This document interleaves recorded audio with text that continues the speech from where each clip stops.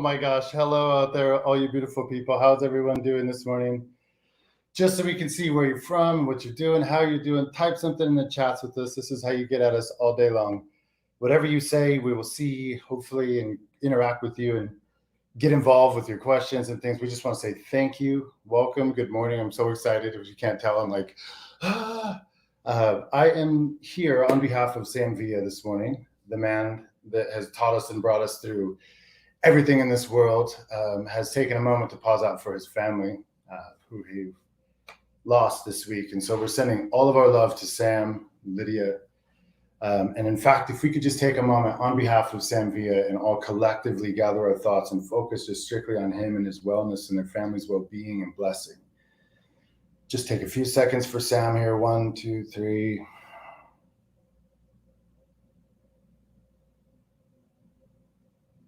Awesome.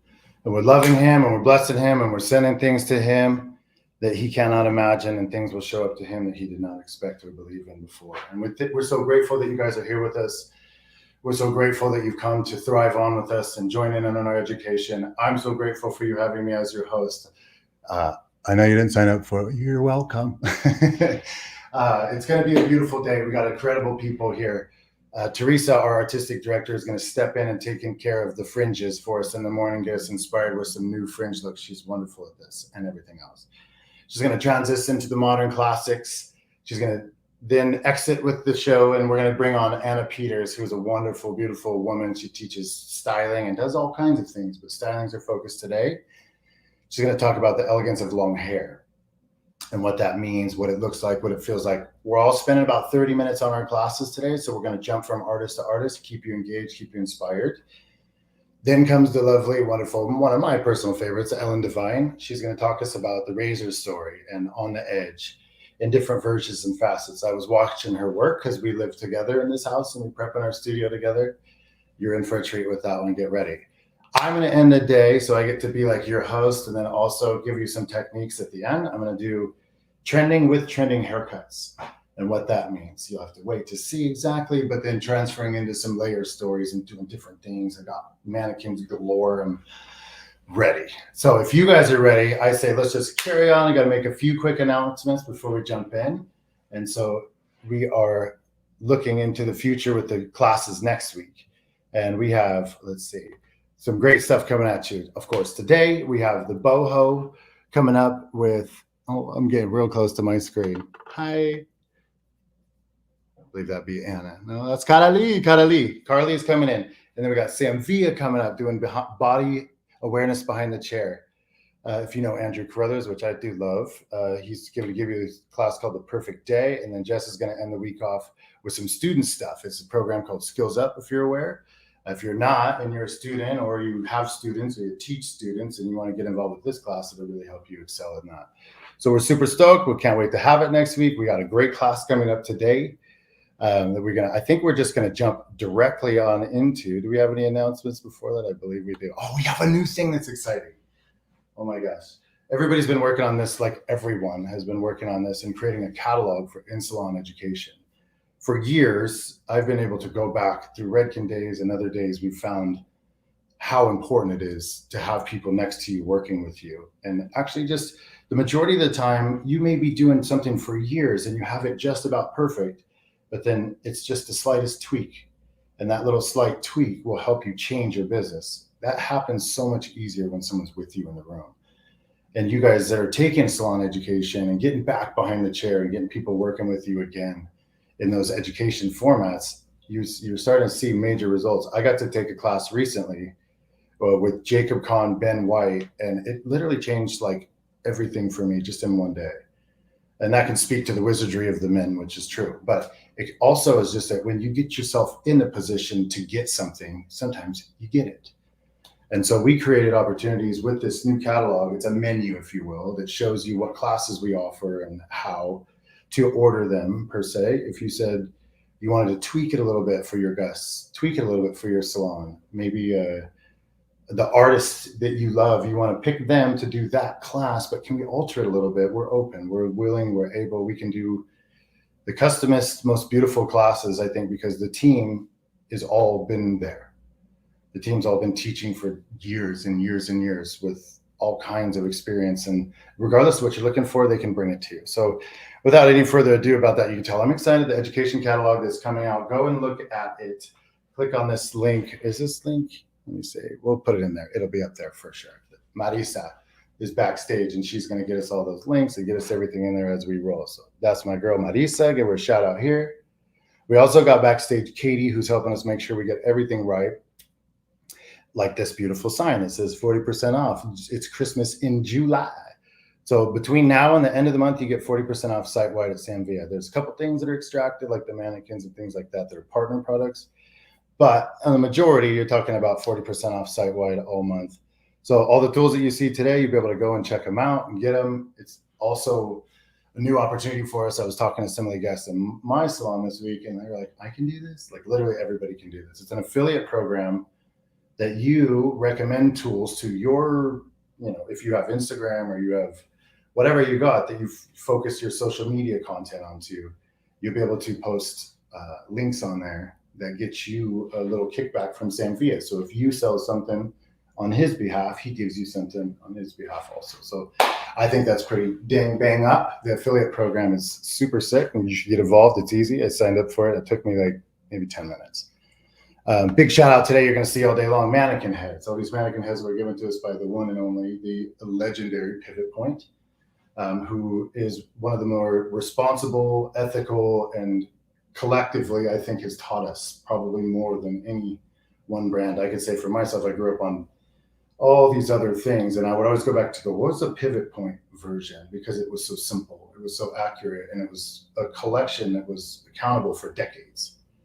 And I believe that the time that something stands is its real test. And if Pivot Point has been here as long as it has, that means, guys, that it's probably going to be here until the end of time. And those are the kind of guys that we collect ourselves with. So we have a co-branded one. The mannequin that you'll see a lot today that I'll be cutting on is one that is very special and near and dear to us, Lydia, and which was actually the name of Sam's mama. And so today we have the honor of being in presence of Lydia and for all time on behalf of partners like this. And so to Pivot Point, we say special thank you to you guys.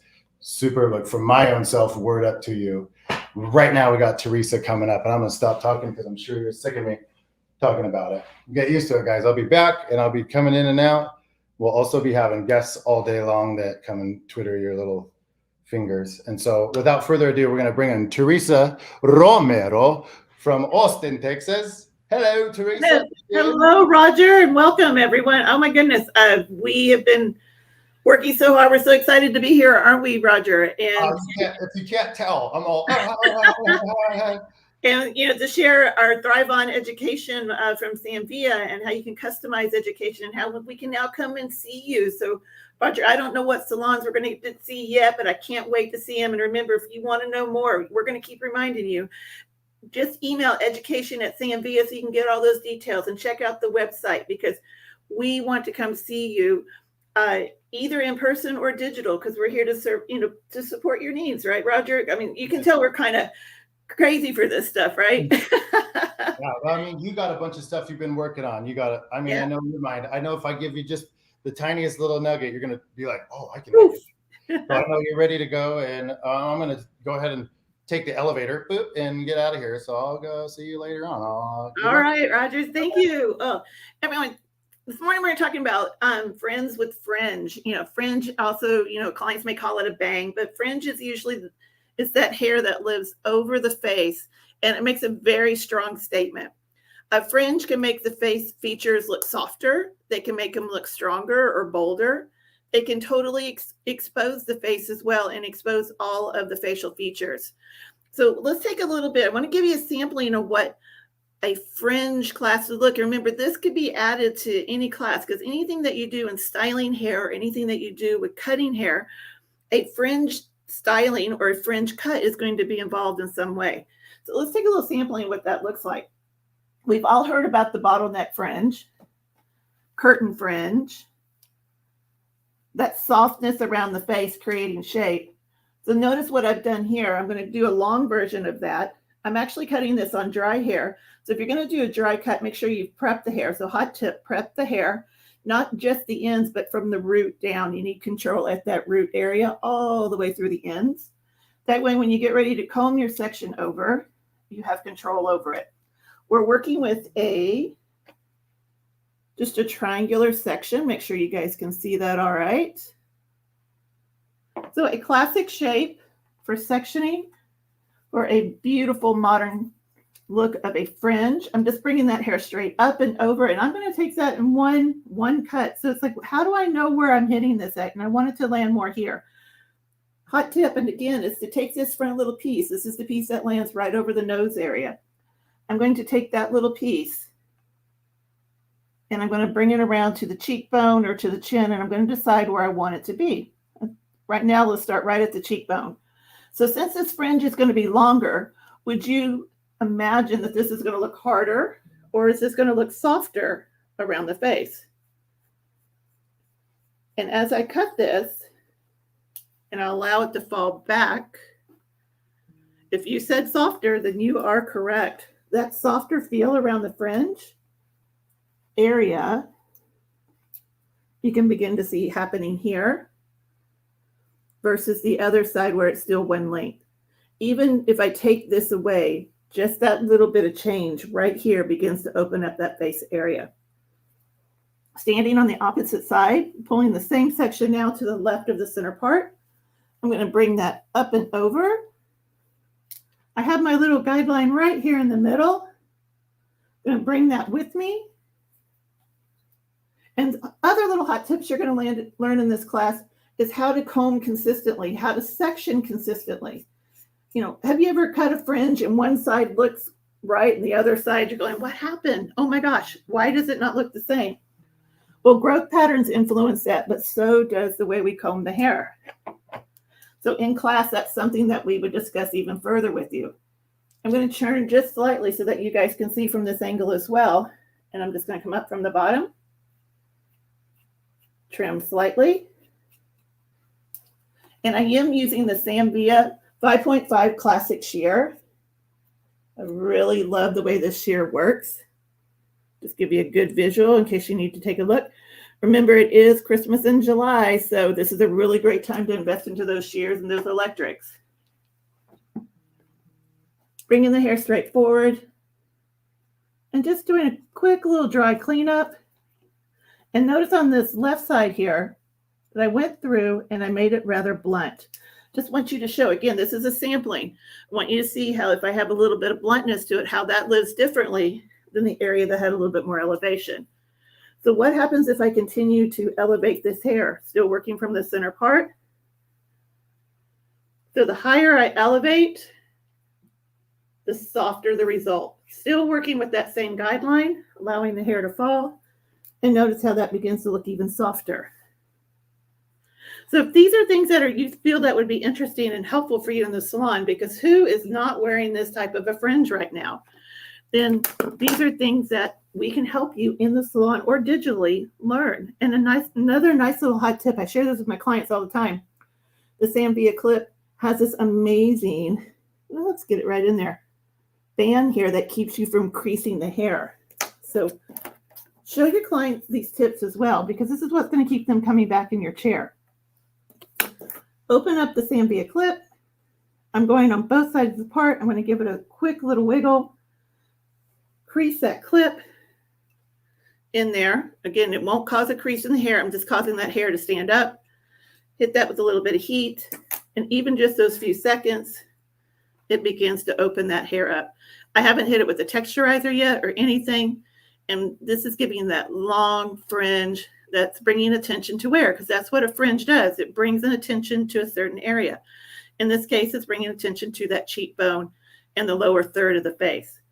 But what happens if I decide to go shorter? Again, we're making friends with fringe, you know, because sometimes if you cut a fringe and you're like, oh my gosh, I just feel like I put a 3-year-old fringe on an adult. What do I do? Well, could just be in the way that you approached it. Or maybe it was just simply the fringe was left too long or too short. So let's come through and let's go ahead and bring this fringe even shorter. What if I wanted to bring in a little bit of precision? Lift that hair up. Let's get that sleeve out of the way. I apologize for that. lift the hair up, tap into the comb. Now the comb becomes an extension of my hand, which allows me to come through and just simply remove that hair. And now I have a nice harder looking fringe. And I went right to that mid eyebrow, right below the eye, let me rephrase that, right below the eyebrow, mid eye level. This is one of my favorite fringes. I see this on the runways a lot. It's very sophisticated, but look how different already. Just taking those few inches off of this side, all of a sudden I've totally changed that shape. Notice also it has a slight curve to it. So let's go ahead and bring this here. That slight curve allows the hair to be a little softer and rounded around the eyes. And I'm just going through, guys, and because the hair's been prepped and it's dry already, and and if you're just joining us, we did dry prep this, making sure that the hair from the root forward is nice and smooth. It allows me to safely go in there and cut. Remove a bit more. Now with the softer fringe, even though it's a harder line, because it's slightly curved, you're going to get this attention bringing around the eyes and down into this cheekbone area, right in here and right in here. And that's where the attention, but keep in mind, if you're creating that sort of curve in the hair, then it's also bringing the eyes in that direction as well. So what if you wanted to bring the eyes more up or expose the cheekbones and bring the cheekbones with an illusion of up? Then simply take that corner away on each side. It doesn't have to be dramatic, but just the slightest of changes. Can you see how all of a sudden now that cheekbone area is coming up, whereas this is kind of softer and coming down? So when you're making fringe with fringe, you have to really think about the lines and how it lives on the face and where is it going to live on the face. If I leave it longer, then I'm covering the top third, so I'm bringing softness to the top third, and I'm exposing more of the lower part of the face or the lower third of the face. But if I start bringing that line up, then I'm bringing attention up higher. Notice my fringe is right at the glass area because I like my glasses. So I like to bring attention to that area. Let's keep on going, guys. Would love to show you some more. A fringe to me is the strongest personal statement that you can give someone on their haircut. So it needs to be given a lot of consideration. And that's why we feel like it's really important to share this information with you guys. This is the signature of a haircut sometimes. And you can spend just as much time just in this area creating a fringe, just as long as you would on the rest of the haircut. Using the tip of the shear to gently carve that away. On a person, if you feel more comfortable, tap that hair down into the comb. Use the comb as an extension of your hand. Gently remove. Now, the difference is, which again, I'd love to come see you guys so I could explain this even further. But when I'm cutting on the skin, I'm getting zero elevation. That zero elevation means it's going to live a little cleaner or crisper as that finished edge. But as soon as I begin to elevate, even just that little bit in the comb, it changes the way that edge lives, which, by the way, is one of those hot tips that we can share with you in the salon classes, because we can really dive in to what to do with elevation. Elevation can totally change the flavor of your cut. Elevation determines what technique we're working with, be it layers, graduation, or a solid form.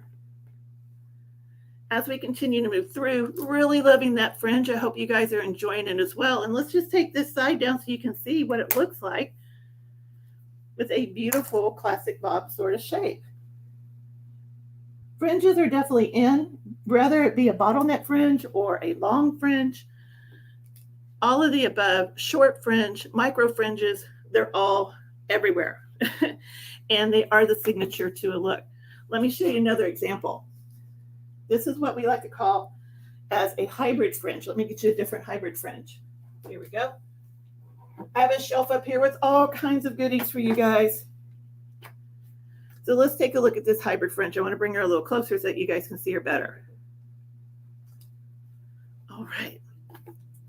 Combing this hair forward and over. It looks like a long sweep over sort of fringe, but underneath is actually a shorter area. This is what we like to call a hybrid fringe. That hybrid meaning there's two different fringe cuts being done in here. You can see underneath, this particular cut looks very much like the one we just completed, but then over the top of it looks like the one that we started with. So how would I create that? I'd comb my underneath section down, create the length of a harder fringe that I wanted, then bring the top section over, just like we did on our first mannequin cut, and bring back. And now I have the best of both worlds. And it allows that client to really switch things up.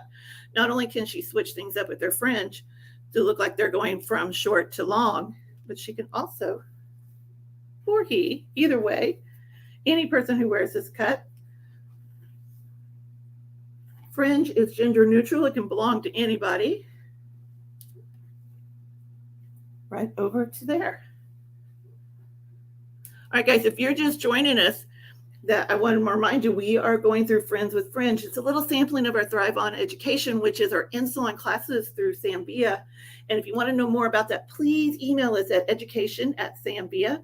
You can also check us out on the website as well. But I want to keep going with a little bit more fringe information because I have about 5 more minutes before we're going to switch gears a little bit. So let's take a little bit more of a look at what can happen here. So let's say if I bring this fringe over, from here I can actually cut it more, or I can allow this to stay like a nice sweep in the hair as you see. So let's bring our first girl back. So that was our hybrid fringe. The best of both worlds. Just depends on how you want to wear it. I hope all this information is really helping you guys. As you can tell, I'm really excited to talk about a fringe. I know it's a small area on the head form. However, that small area from that bone forward is so important and so impactful because that is what everybody looks at. Everybody looks right here. So are we wanting their attention to be high, middle, or low? And that's what a fringe is going to give you, is the ability to choose that. So let's say we've done this really fun fringe on someone, a little bit more harder sort of a finish. You can definitely see how the cheekbones are moving up. But you're like, you know what? That was fun, but let's soften it. This is where I would recommend that you bring out your Sam Villa blending shears and lift that section up with your shear. Come underneath it with your comb.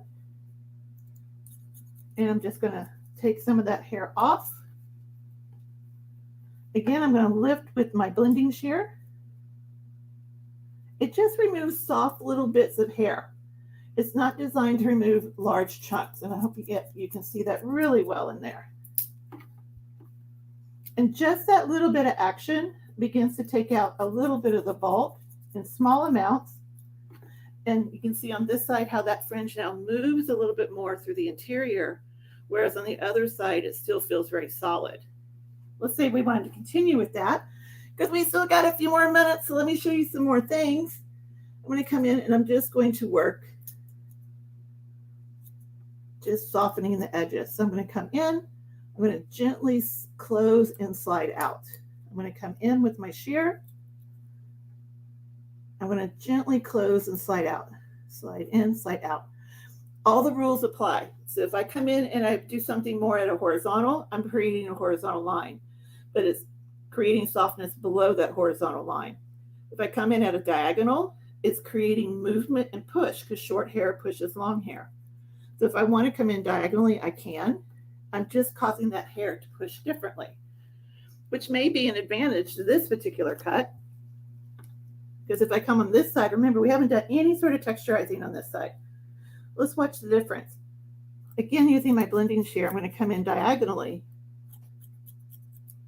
and remove some hair. Because I'm pointing towards the nose, the hair is going to want to push towards the nose. So it pushes in the direction of the shear. And if this is things that you find really interesting, guys, and you want to learn more about, again, please contact us at education@samvilla.com so that we can help you customize your classes. By the end of the day, you may say, you know what, I want a little bit of that fringe class and I want a little bit of that upstyling and give me some more of the modern classics. You know best what you need as an individual or as a salon. And we want to help support those needs for you. Can you see how it changed that personality? up with that cut. And from here, let's just do a little bit of cleanup because I know Roger's going to come see me here in just a moment. So making friends with Fringe, one of my favorite all-time things in the world to talk about. Such a strong look. And this is not even the beginning. This is just the very tip of what you can do with the fringe. I'm taking a moment. I do see one little place I'm going to get. It's right there. And in the salon as well. Last hot tip. Have your client stand up. Look at them eye level. And then see if there's any little bits and bobbles that you might need to adjust. I do see one that I'd like to get while we're here.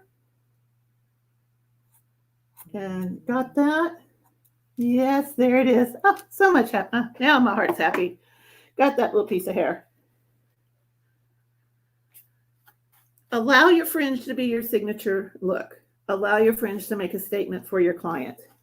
Making friends with fringe is one of those things that we don't think this area is always important, but guys, it is. So if you want to know more about making friends with fringe and want to combine it into any of the classes, let us know.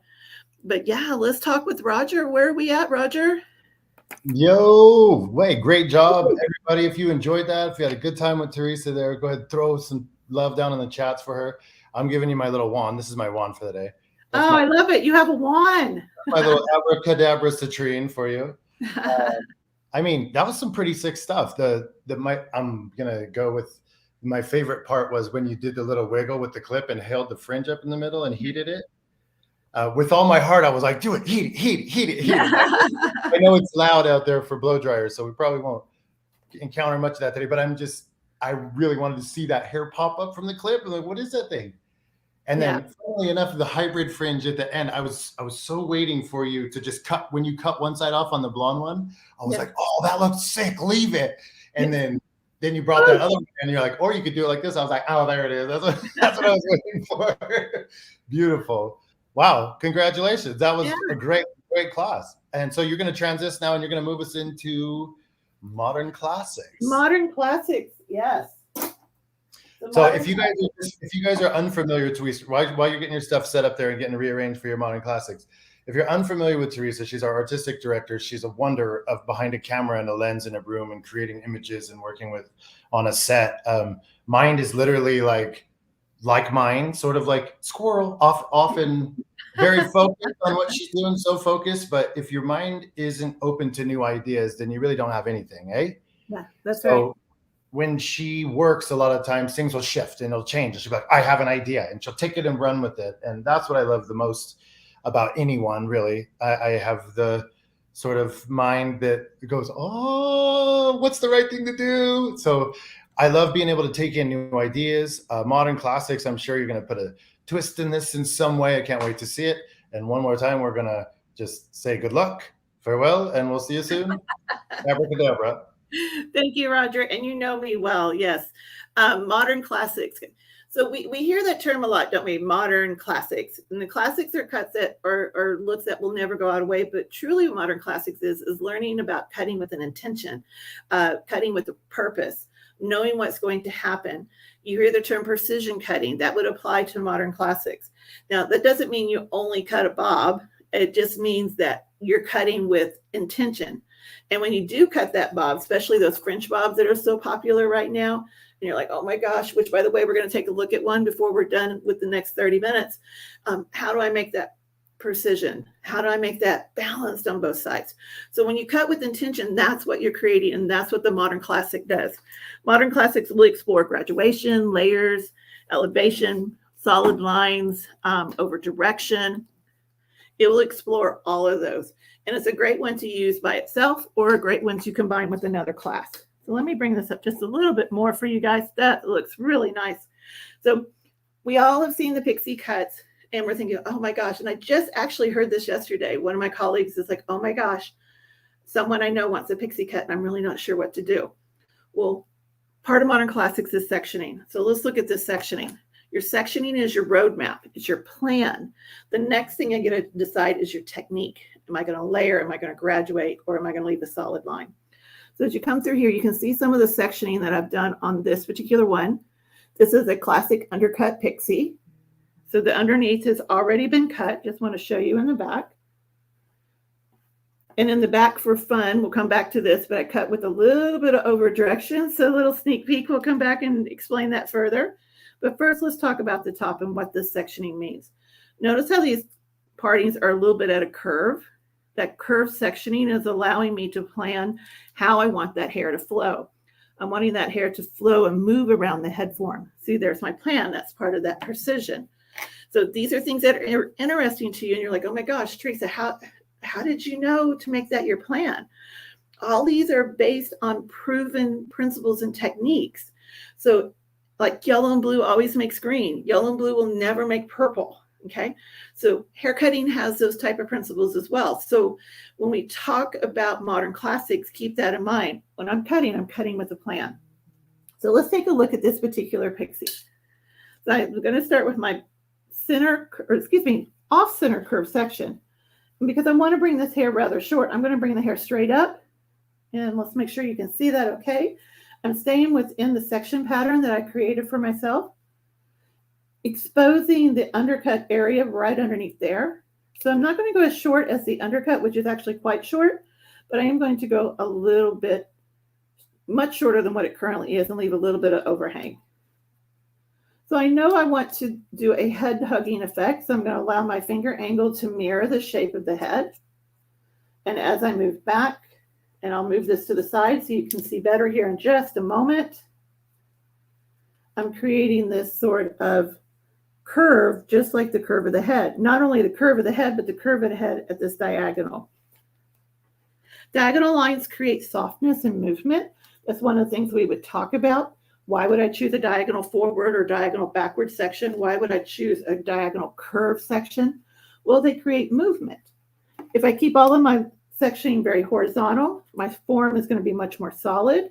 And if I keep everything on the vertical, I'm most likely layering and removing weight. So I'm using the previous section as my guideline, bringing this hair straight up. Again, allowing my fingers to mirror the shape of the head form. Because when we go through modern classics, we're going to discuss head form. How do you read head form? That's the starting point of your map, is your head form. What shape is your client's head? Is it round? Is it flat? Is it pointy? Is it curved? Is it a combination? That's going to help you determine how you hold your fingers. In this case, the mannequin has this beautiful curve, so I just want to mirror this. But modern classics will help you problem solve. Have you ever had a client where the crown area was rather flat? And if that's happened to you, and I followed that in this position, I just made the crown be flat as well. But if the crown is really flat and I curve my fingers here or allow more length to be left in the crown, the result would be a curvier crown. So that's just one of many examples of how modern classics in the class that we go through will certainly help you understand not only your technique, shape, form, and head form, but also how to problem solve. Modern classics is a class that can be used all by itself, or it can be combined with any of the other classes. Totally up to you. Perhaps you want to really focus on one particular modern classic look, say, for instance, the French bob. Then we will spend time teaching that with you. When you fill in your form through the email at education@samvilla.com, tell us what you're looking for. Fill in that form so that we know better how to discuss things with you and set you up for success. All right, one last little bit. As you can see, I followed my curved sections. I'm going to come right around to here. This is that last curved section. Let's get her head up a little bit straighter. And let's get her right in the middle. Kind of liking this little piece. Sometimes this is the little surprises that Roger says, squirrel. Watch the cut when you're cutting too, because sometimes you see visual opportunities. Don't automatically assume you got to remove every piece of hair. So that's another thing I like to discuss during the classics class is look in the mirror. How's this translating? Are you liking this? Personalize it for the client. Okay. Last section, bringing this straight up. I'll let you see from the front view. I'm in my last curved section. Let's make sure you can see that. That looks good. Remove. And I'm cutting over here to the side just so you guys could see everything that I'm doing. Notice how my fingers do mirror the head shape here because the head form is in this shape and it's mirroring that shape as well. Now, understanding what the classics do for us and taking a planned route around this head form, the hair will grow out more gracefully. And one of the best goals or compliments that I love to see with someone is when they say, you know what, I don't know what you did different, but my hair grew out so nice and I didn't even feel like I needed a haircut right away. It was amazing. No one's ever done that before. Well, that's what cutting with a plan will do for you. A lot of times we feel like precision cutting is just those real rigid sort of cuts. You know, it is that and more. And that's what we would love to explain to you and share with you even more of. Now, I got to say, I'm loving these little pieces right here. I think they're a lot of fun. That may not fit all personalities for all clients. So let's take a look at what we can do with that. When I come in through the front, all of this has been layers. But what if I want to graduate? Well, graduation is a subtle buildup of weight. So if I come through the side here, slightly elevate away from the head form. Let's adjust that so you guys can see better. And I'll hold that position in case you'd like to get a screenshot. And now I'm going to bring it out from the head form just slightly. And let's remove that little piece of hair. Now we're going into a little bit more of a classic sort of pixie, classic visually. Whereas on this side, it's a little bit more of a modern classic. So the modern is taking the contemporary of now and adding it to the forms that we've seen in the past and using them to where they're personalized for that particular client. This could work in so many different directions on so many different people. Now, as promised, I had mentioned that I would say, what the heck is going on in the back, Teresa? You showed it to me earlier. And if you're just joining us, we took a look at this back area. And one of the things we talk about in modern classic class is how to use over direction, finger angle, how much elevation do I want to use? And in the back is a great example of over direction. So over direction is simply elevating the hair and bringing it in the opposite direction from where it lives. This hair lives right here. So if I bring it in the opposite direction, I'm over directing it.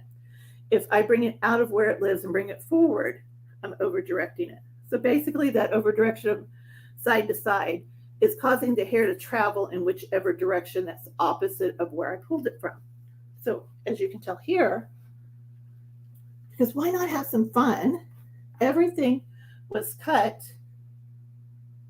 with over directing to that previous angle. So if I bring this hair up, cut, and then I brought over even more, notice how my finger angle is mirroring that shape of the cut. And I'm just taking a little bit because I want you guys to be able to see what this looks like.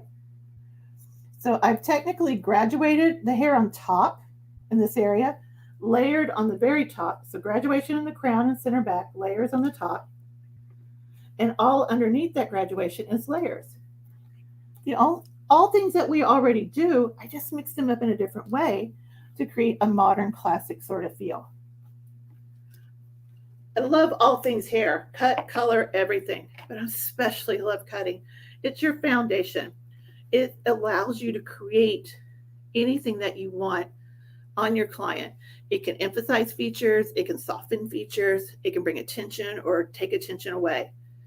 In the case of a pixie, it's wide open how you want to finish this, but I hope that with some sectioning pattern that really helps you, and I would love to show you one more look, so let's do it now. Because earlier, if you're just joining us, we had mentioned the French bob, so let's take a look at one. Here she is. Again, I have a wonderful shelf right above me that has all these amazing things on it. Because I'm going to show you the profile first because I got a surprise on the other side. But when you look at a French bob, it's at the length where we're like, oh my gosh, I got to go right there. And it's so exacting. It's got to be balanced on both sides. This is an example of how exacting that's got to be. So it's not only in the cut, but it's in the finish. So if you weren't with me in the first segment for the Fringe class, we talked about how we pre-finished this mannequin and we made sure that everything at the root was as straight as everything at the ends. So you just can't get away with it. You have to have that perfect finish. So part of modern classics is how do you create this sort of finish so that you can finish the cut as well. Now, even though that's a French bob sort of length, and actually could go a little bit shorter, this is slightly grown out. This has that more contemporary sort of fringe, whereas this one has more of that classic feel. So let me turn her to the front. Now notice one side's wave. We're going to talk about that in just a moment. And let's bring her around. Perfect. There she is. Okay. On this straighter side, and let's pull this out of the way. This is that modern version of a French bob. The French bob is indigenous to being right around that chin to even up to the lip area. Depends on how much of that hairline will allow us to cut. It's usually very straight and smooth and controlled. And then the fringe area is always very dusty, right around that eyelash level. So when I'm working with this in this area, part of the things we'll explain or visit when we're talking about the French bobs, or any bob for that matter, if you're creating a solid form, and think about what names are. We give names things because it happened at a point in history or time. It helps us identify. It helps us communicate with our clients a language that's identifiable to them. But in general, from a technical form, this is a solid form. There's no layers to this. There's no graduation to this. And how do I create that and not get those little, those Louis chewy bits that we get sometimes down there? Well, part of it is coming through and learning how to cut through the comb. And let me show you here better, guys. You can cut through the comb. That's one approach. But again, that's giving you just a slight bit of elevation. I could cut this in natural fall and just take the ends off. I could press against the skin and cut, but again, if I'm pressing, I'm causing tension. So tension is one of those things that we definitely will visit in the modern classic, because tension can cause elevation. So we're going to talk further about when we come see you. But in this case, I'm going to allow her hair to fall naturally to help you tilt her head slightly to the side. And supporting my classic shear, my Sam Villa 5.5 classic shear with my left hand, I'm going through and I'm just removing and cleaning that up. Now underneath in the back, I've used a different tool, and I'm going to show you that tool here in just a moment. I can't wait. You guys are going to be so excited. And let's take a look at that now. Oops. Let's bring her head back up and back around. There we go. So part of the modern classics is an exploration of being precise, yes, but more importantly, having a plan, knowing what's going to happen before it happens, allowing that cut to grow out very gracefully for your client or your customer. Knowing what's going to happen before it happens is so entirely important and powerful. Once you embrace that, I can't even begin to tell you, I cut hair for years. Personally, a little bit about me personally. I cut hair for many, many years. And I got lucky. I could mimic any shape, but I couldn't repeat the shape.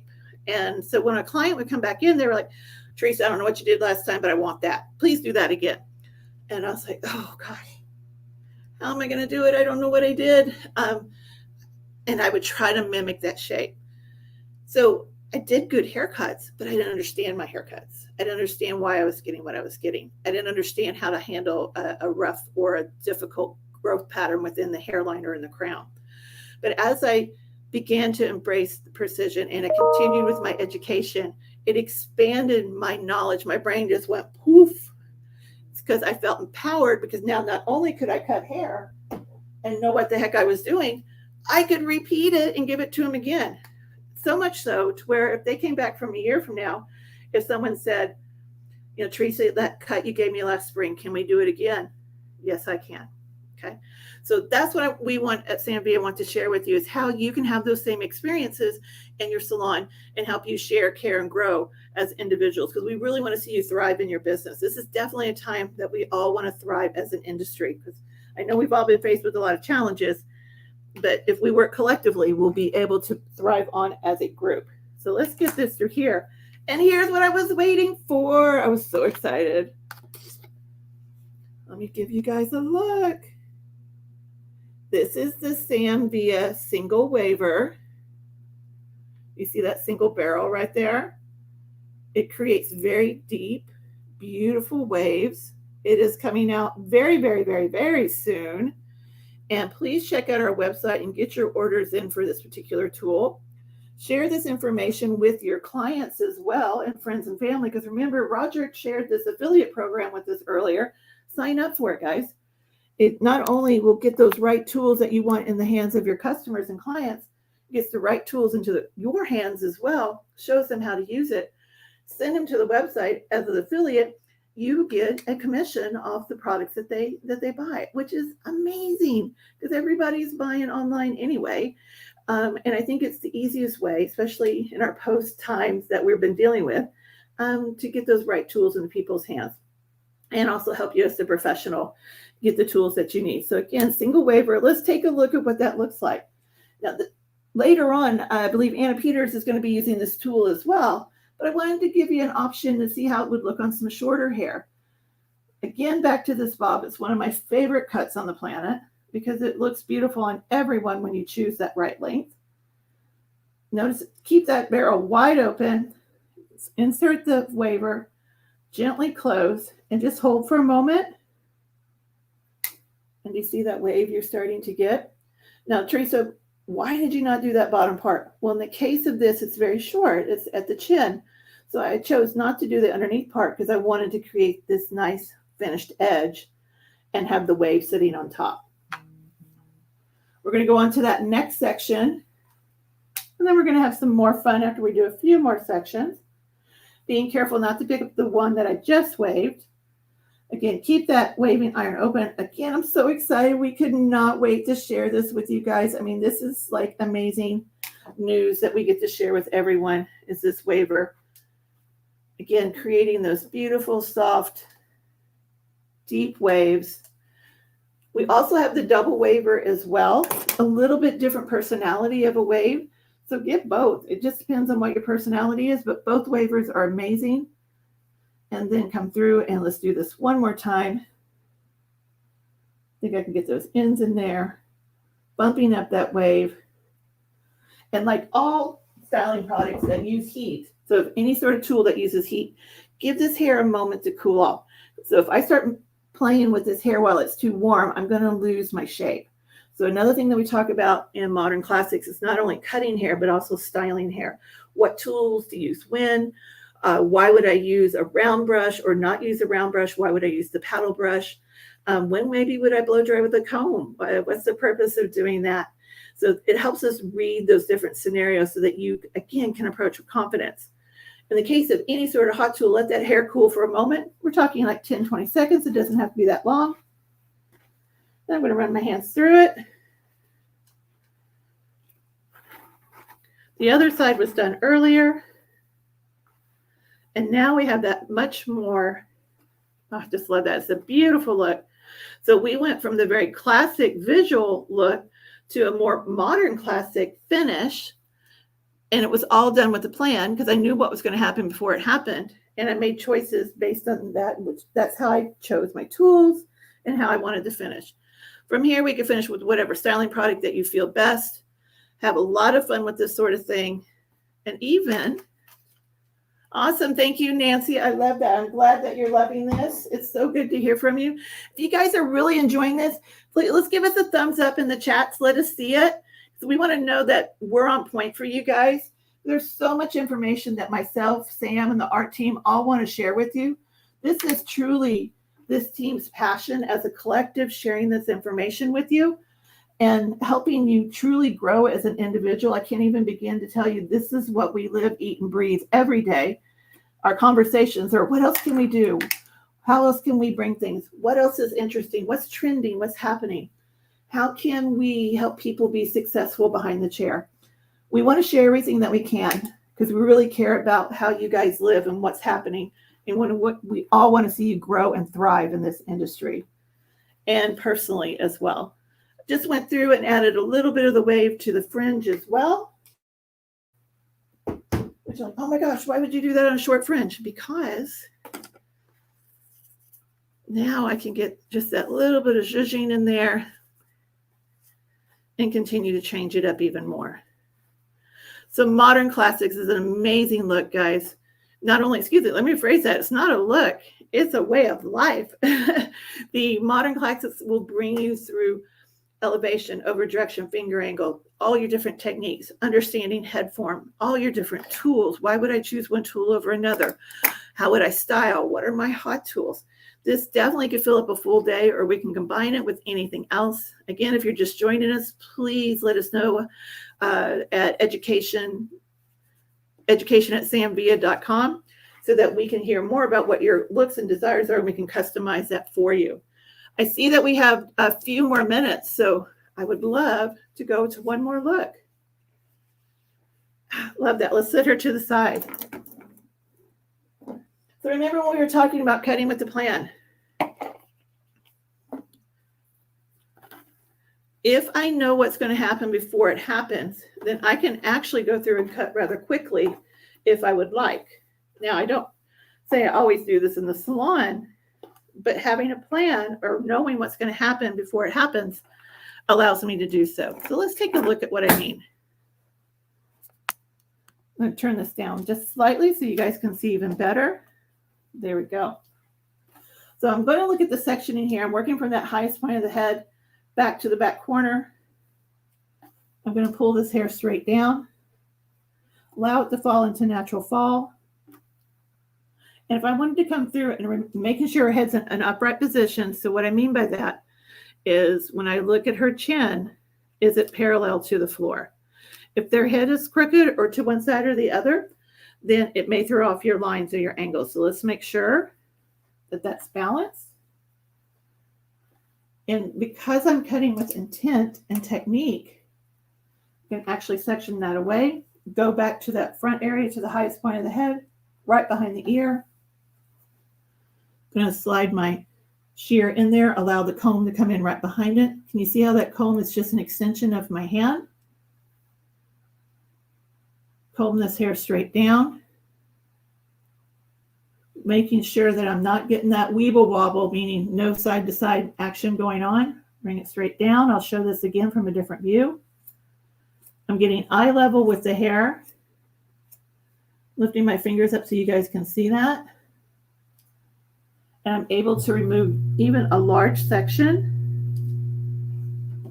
Now, if I'm cutting with larger sections, hot tip, larger sections create a softer finish or a rougher sort of textural finish. Because when you're combing a large section, it's harder to control all of that hair. But sometimes that may be what you want to do because it leaves the ends a little bit more textural before you've even picked up a texture tool. So let's turn this to the side so that you guys can see this. There we go. Now we can see it. I'm going to pick this hair up out of the way. Excuse me while I get a clip here. And let's drop that next section. So again, working from the center part, basically to the highest point of the head, bringing the hair straight down. The hair is slightly damp. Another hot tip, keep even dampness on the hair. If the hair is half wet, half dry, or if this is dry and this is wet under here, it's going to give you an irregular result. So please keep your dampness in the hair as balanced as even as possible. Let's come through here, allowing this to fall in natural fall. I like to cut a little past my section line or a little bit past my guideline. Well, Teresa, why do you want to cut past your guideline on top of the head?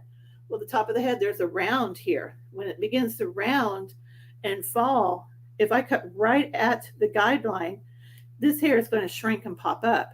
So I'm creating a little bit of insurance by allowing this to fall into natural fall, zero tension, zero elevation, and cutting slightly past what my guideline is. Then it gives me time to allow this to dry. And that's why it's important to find out if your client air dries or blow dries so that you can either blow dry this into place or it'll help them air dry. And I can come back once the hair is dry and refine it. Same thing here. Notice how I'm cutting with a slight, let's get this out of the way for you so you can see even better.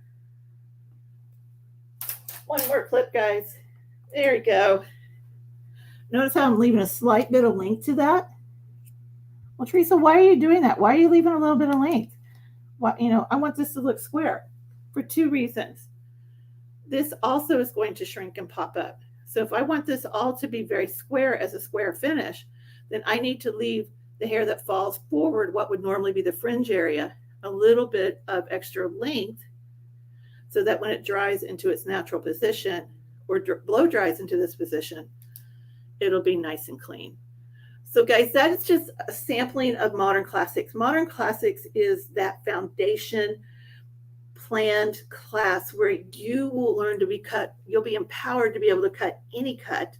We'll talk about texturing tools. When do you texture? Why to texture? What tools best to texture with or not to texture with. Visit the education calendar through our website, and also visit education at samvilla.com.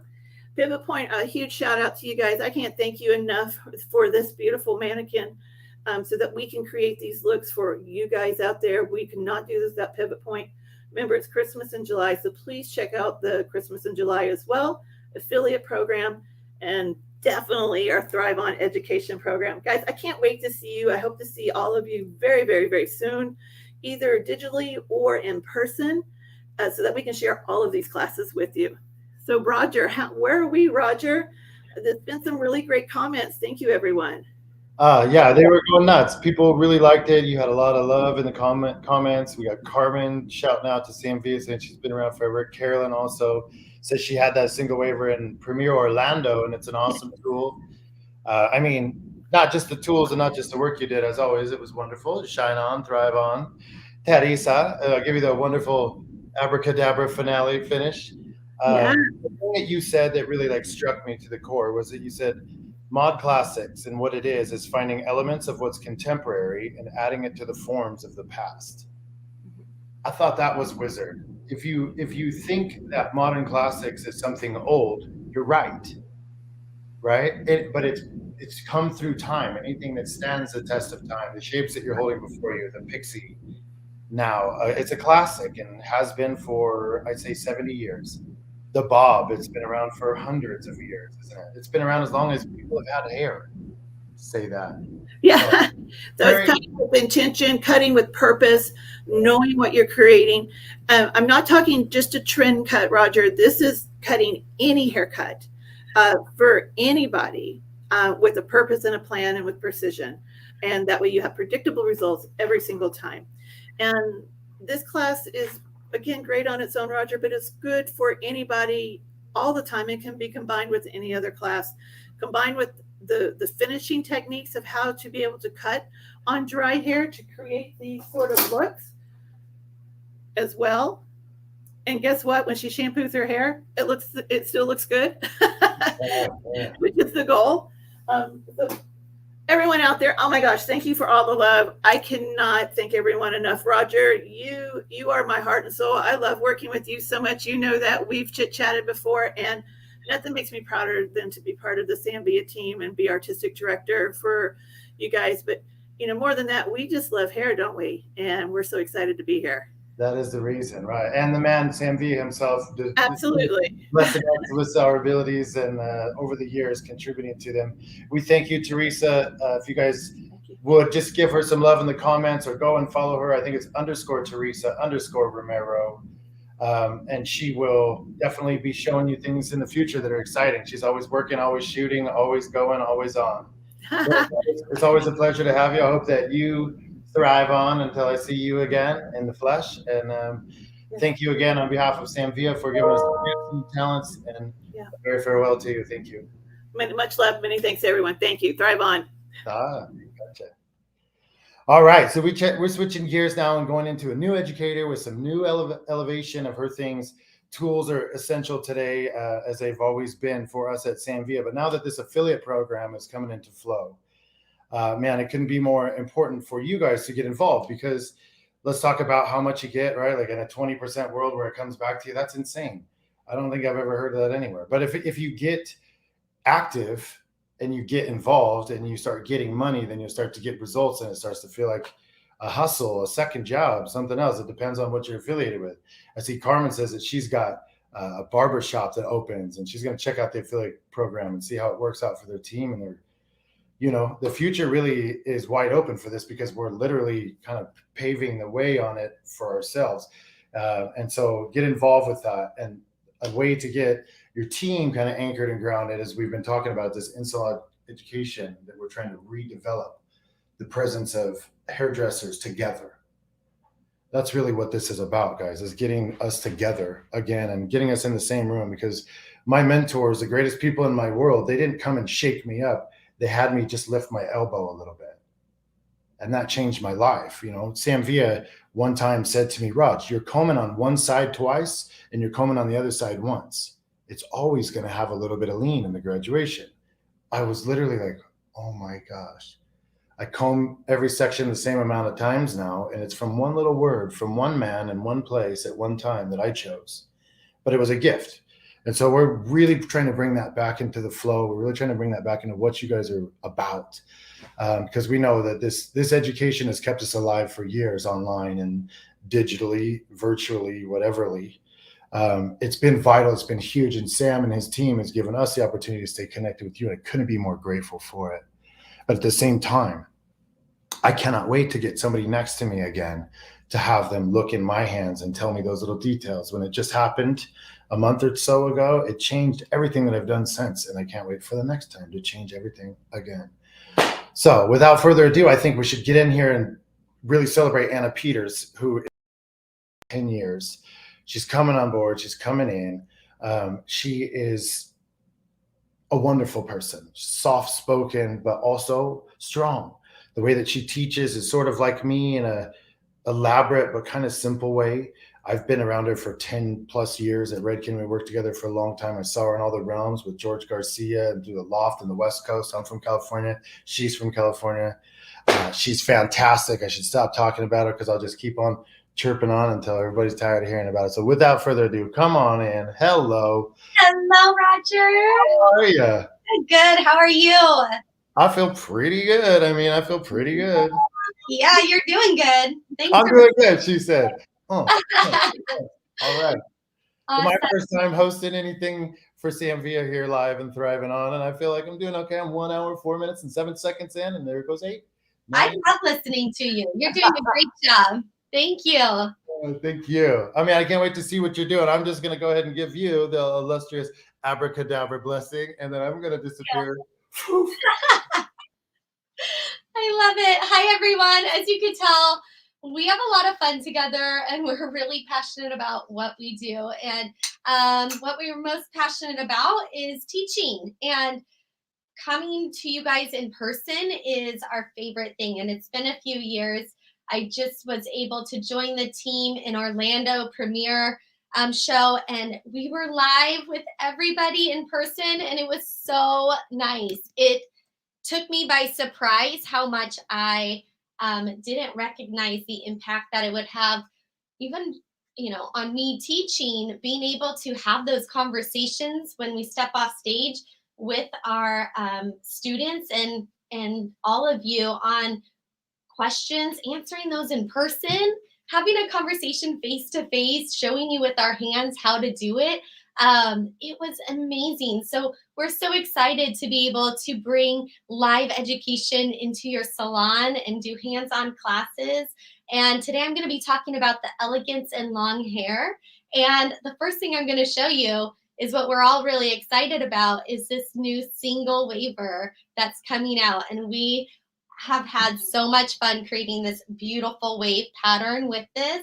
You can use this in any direction, diagonally, horizontally, and then even vertically. You're going to get a wave pattern that goes this way versus a wave pattern that goes up and down. So it's a really fun tool to play around with. I'm going to show you how, just in this one section, you can create this wave. And the other side, the rest of the head is all used with the Marcel iron. But I'm going to show you just in this section really quick the difference. And this is where you're going to take one look from a glam modern style to more boho. So we talked about in Orlando a lot about the different styles. Ellen was teaching a boho style next to me while I taught modern styling and what the difference is with that. So type in the chat, what are some of the differences you see in modern styles versus boho styles? Let me see what you guys come up with. What we were noticing was a lot in the finish, right? So modern can be more sleek, more controlled, where boho could have a little bit more roughness, more lived in look to them. So let me see what you guys are putting in there. So with this wave, look how beautiful that is and how easy that was to create. I absolutely love that. And then the way that you can expand off of this too is really fun, and just really start to froth that out. Let me show you that silhouette, how those waves can really start to pop. So what are some challenges that you guys are having when it comes to upstyling? Look at that volume right there. Type down in the chat, what are challenges that pop up for you when you're styling hair? Because if you can't tell already, when we come to you guys, whether it's online or whether it's in person, anyone on our team is coming for you. It's not about us. It's about what can we do for you? What are your challenges? And what are the solutions we can offer you to be more successful, to have more fun, to solve any problems that you have? Does it have a heat setting? Yes, of course it does. This has 4 heat settings. We have 430, 390, 360, 320, and 280. And so you have a lot of options there. And what our standard is for color treated hair is going to be at the 390.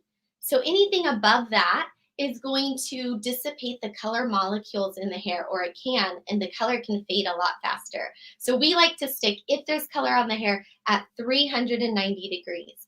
And you just easily press this button up and down, and the little red light will move down to the temperature you're at. Super easy. And just like all of our tools, this is designed to be soft on your body. So we have a casing around here, just like other ones you might have noticed out there in the industry where the barrels are exposed. This is going to protect you a little bit. And these little finger grips right here are going to give you something to hold on to so that you can compress that. And so we're always thinking of your health, your career, your longevity when the tools are designed. And I absolutely love that. I've used Sam Villa tools my entire career, and I would not be where I am. I can say after 17 years, I have no pain in my shoulders or my wrists or anything like that. And I honestly believe it's because of what I was taught on how to work and the tools that I'm using. And so I know that that's a huge deal for Sam, is that our careers last as long as we possibly can with all the wear and tear that we do on our body. It's important that we make the right choices with the tools that we're using and the body positions that we're choosing. So I just went through and sprayed some Redken Guts. Whoop, where are we? There we go. Through this first triangular section. What I'm going to do is I'm going to blow dry this root. So many times we have the client show up and their hair is like from the rehearsal dinner the night before, and it's a little wonky and a little all over the place. So what we need to do is make sure that we're setting ourselves up for success. If we want the hair to have lift and the hair is all melted down, just because I go in with the curling iron through there does not mean that it's going to lift it up. We need to start from the base. So the base is going to be that first inch of outgrowth, and that's where we need to direct that hair into the direction we want it to go.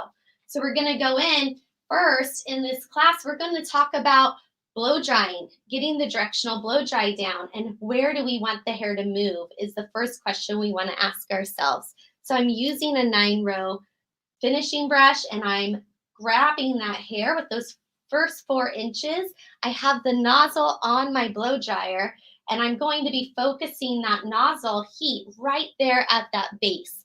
I'm using the brush to get that tension. Do you see those lines, those rows from the teeth in the hair, that is the tension that we need to direct that hair. I want to direct this up, and it's going to be going to the side.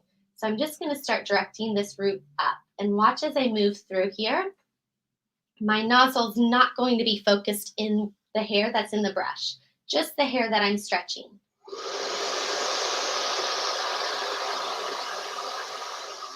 So for me, the first thing I always do when we're going in to do any styling is focus on the foundation, the base, the texture of the hair, the direction of the hair, the strength that we're needing to create the look that we want.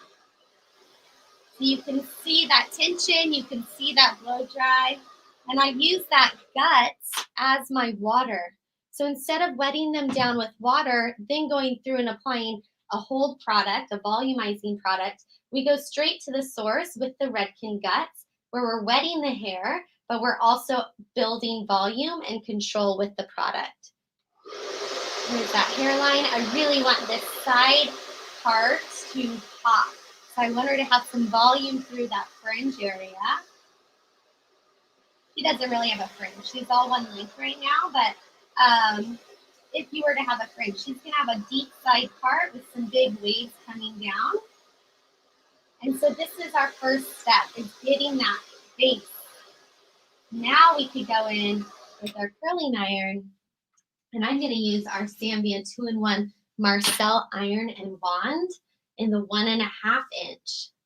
I use the 1 inch through the rest of her hair, and through this fringe, I want it a little bit softer. So I'm going to go through and I'm going to use the 1.5 inch.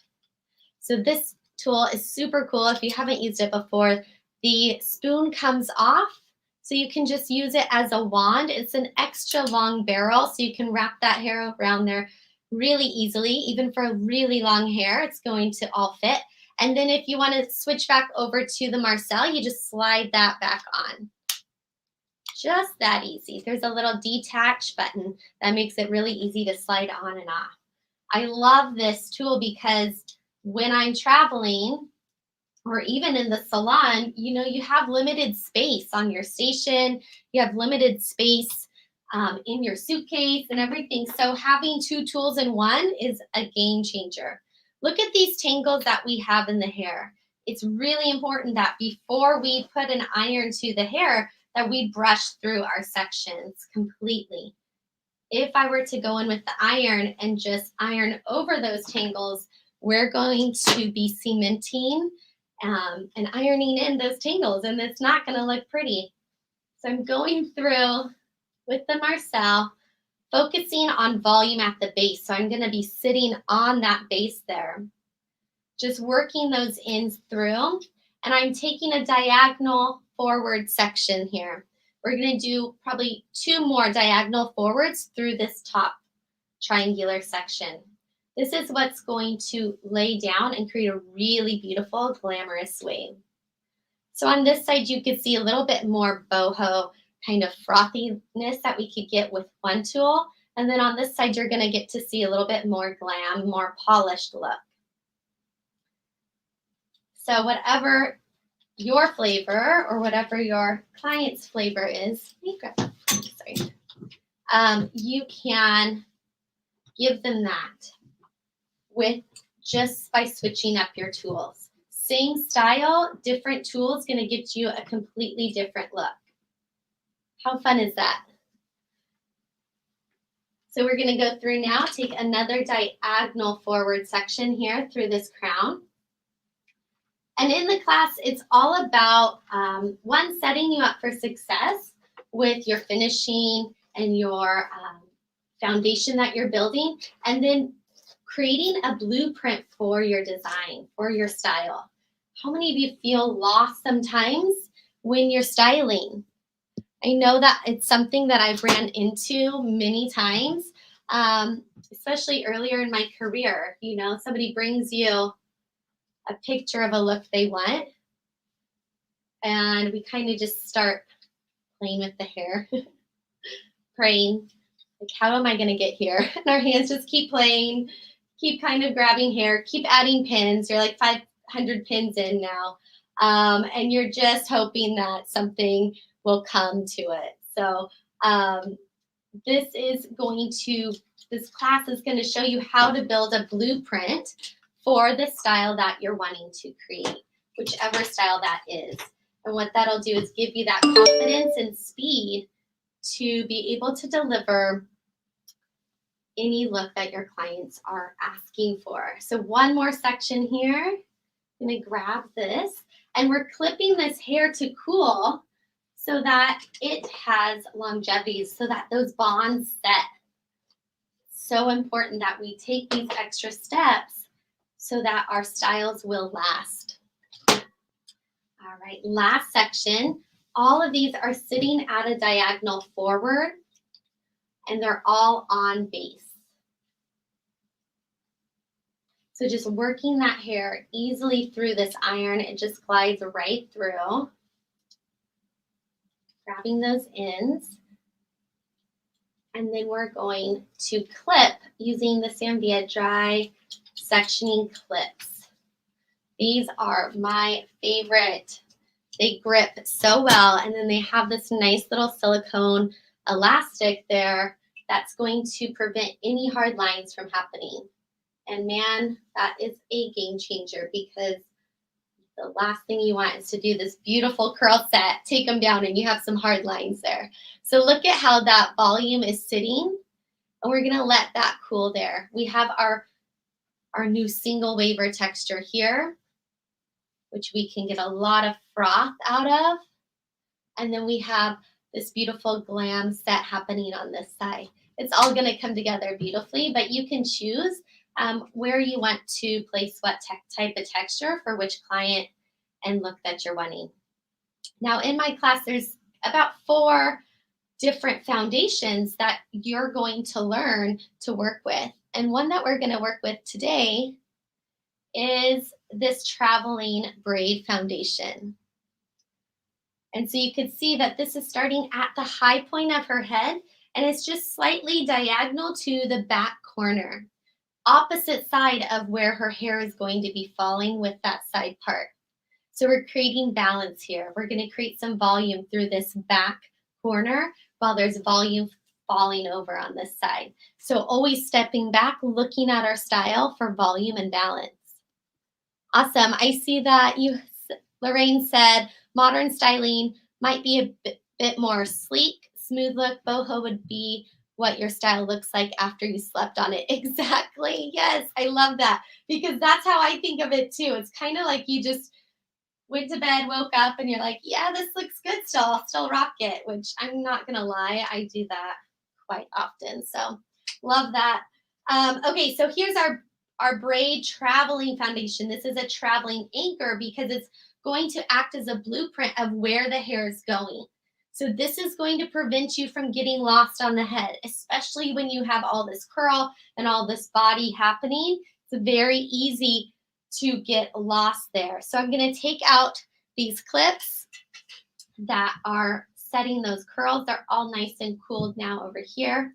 And what we did through these curls is, I don't know if you could see that, but we went through with the texture iron. I'm going to get all up and personal here, but you could see that there is this texture happening through that crown. So this is something I love to create for a modern volume. So no more back combing. Sometimes we don't want that back combing. We want just like that nice modern volume. We go in with the texture iron at the base of our curls. So before we do that curl, we go in and we use our texture iron just through that first inch. A really great way to get a nice modern volume where you can just run your fingers through there, massage that, and get a lot of lift and grip. We've used the texture iron throughout her hair as well to give us a lot of control and hold.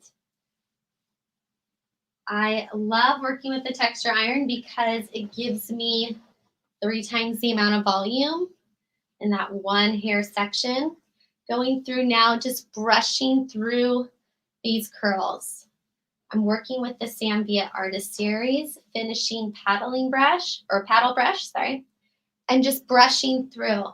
When we're trying to create a really like glamorous wave, I want you to remember to use the heat from your hand to smooth through that hair. If you set those curls, they're going to last. They're gonna bounce back, but polishing those curls out with your brush and your hand and just kind of placing them. If we're going to do a down style, this is something we would just place those curls into. But we're gonna move it all back. So what questions do we have so far? Anybody having any challenges out there that we can talk about in this short amount of time that I have with you? All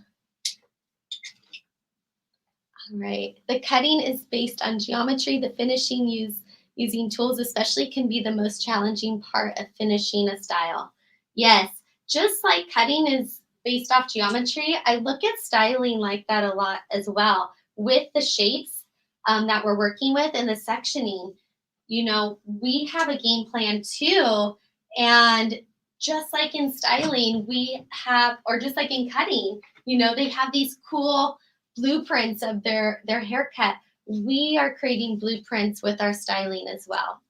So look at how beautiful those waves brush out and how you have that volume set in there now.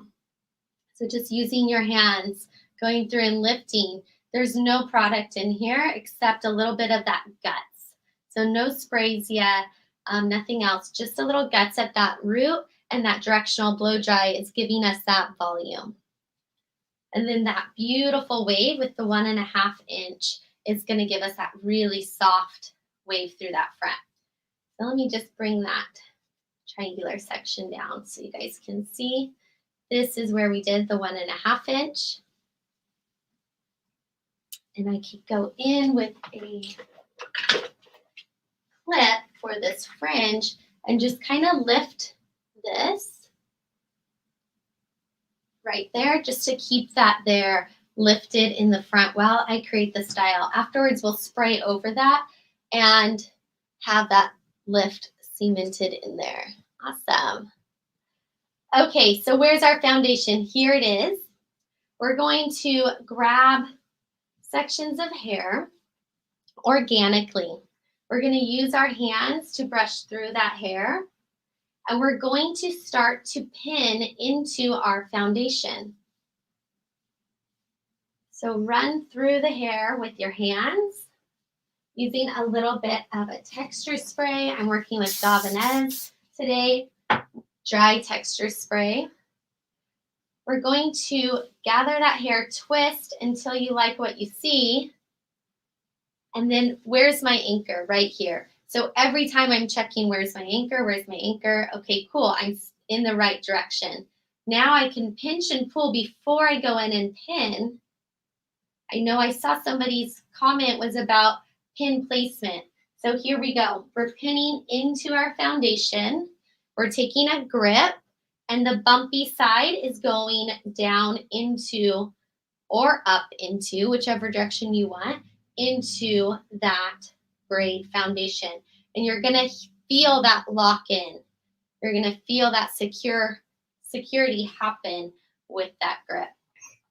Now I'm gonna just start grabbing from one side to the next, incorporating this hair into that anchor. And let me show you what this side looks like with the double waver when we pull this hair back. Again, I'm showing you two different flavors, our boho side and our glam side, modern side. So look at this, is a much more natural, would you say, texture with that modern single waver that we have going on here. Here's the waver down. When we move that hair back, it looks very natural, like a natural wave that somebody would wear. So look at the difference from that side when we're done to this side. So again, where's my foundation? Just find that with your finger, and I'm gonna pin right into that. Making sure I'm using the camera right now as my mirror to make sure that I like the volume that I'm seeing here. I'm going to drop a little piece out from the front. And you'll notice I work really softly with my hands. And that's because I don't want to grab the hair so hard to where I lose the softness from it. We're creating strength with our foundation, but we're working in a really soft manner so that we can create a soft finish, not necessarily a strong, hard-looking finish. So just pinning right into that foundation on that side, turning it around, grabbing here. Look at this side, much different finish. Glam waves over here. Now look at what that looks like coming back. Much more polished, much more glamorous looking. And so it's your choice on what you would like for that end result, that end feeling of the look. When they show us a picture, it's really important that we talk to them about what it is that they like in that picture. The same thing with a haircut or color, right? Sometimes we see that blonde money piece that they're showing in the picture, and we immediately go to that. And when you ask them, okay, is this the part that you're liking? They might say no. You might be completely off on what it was that they liked about the picture. There's a feeling about the picture. Sometimes it's not what we think it is that they're wanting. We think it might be that one part of the color or the one part of the haircut. So it's really important that we talk about what is the part of this picture that you like. Ask them that question. What part do you like about this picture that you're showing me? And you might be surprised is what they say. Look at how strong this is. They each have about 1 to 2 pins in them, possibly. Not a lot, but we're getting a lot of hold here, pinning into that anchor. So my hair, as I pull it back, is just sitting kind of on top of the waves. And what that is doing for us is creating this cushion, this volume and body that we're getting just really naturally by pinning right on top of that. So remember finding your anchor so that we stay on track. We're moving diagonally across here, so I want to make sure that I continue that. Taking clean sections, even though we're creating a soft look, purposefully and intentionally taking these clean sections. You can always soften it up. Use your mirror to see where do you want to pin.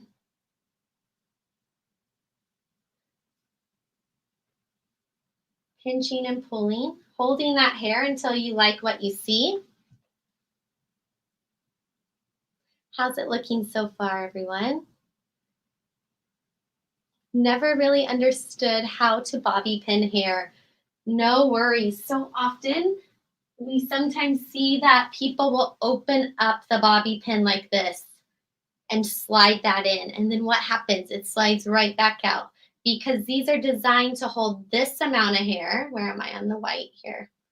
This amount of hair, not this amount of hair. So when we shove that much hair into a bobby pin, it's going to force itself to close and slide out.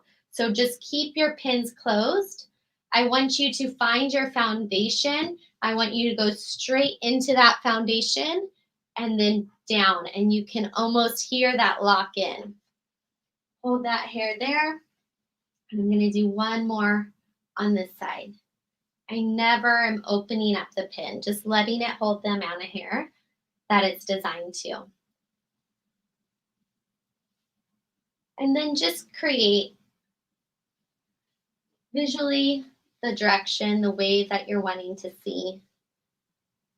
When you set yourself up with the right foundation, with the right texture, and you've taken that time to create that, you're going to notice how easily it will come together. It's not going to be a struggle. And that's what I've discovered has helped so much in working with those foundations, is the ease of pulling that style together really quickly. Awesome. Thank you, Allie. I'm glad you like it. Thank you, everyone, for joining us. We are so excited to create this opportunity for us to come into your salons. We would love to teach to you and your team in person. And we have amazing deals happening today with our Christmas in July. Everything's 40% off, as well as the affiliate program is happening. Everything is just on fire right now with our team and what everyone's creating. And we're so excited to share it with you. So just, again, plain. A lot of this is going to be about visually what each client's hair wants to do and how it wants to lay. But knowing where you're at, where your foundation is, let's find it. It's right here. This is the end of it. So I'm going to pin this section right here, right up into that. And we're going to move into a second foundation, which is, oh, I'm not in it. A ponytail foundation. Awesome. Did you hear that lock in? Did you hear that, Kayla? Yep. Yeah, so you'll hear that crunch, that lock in of that pin.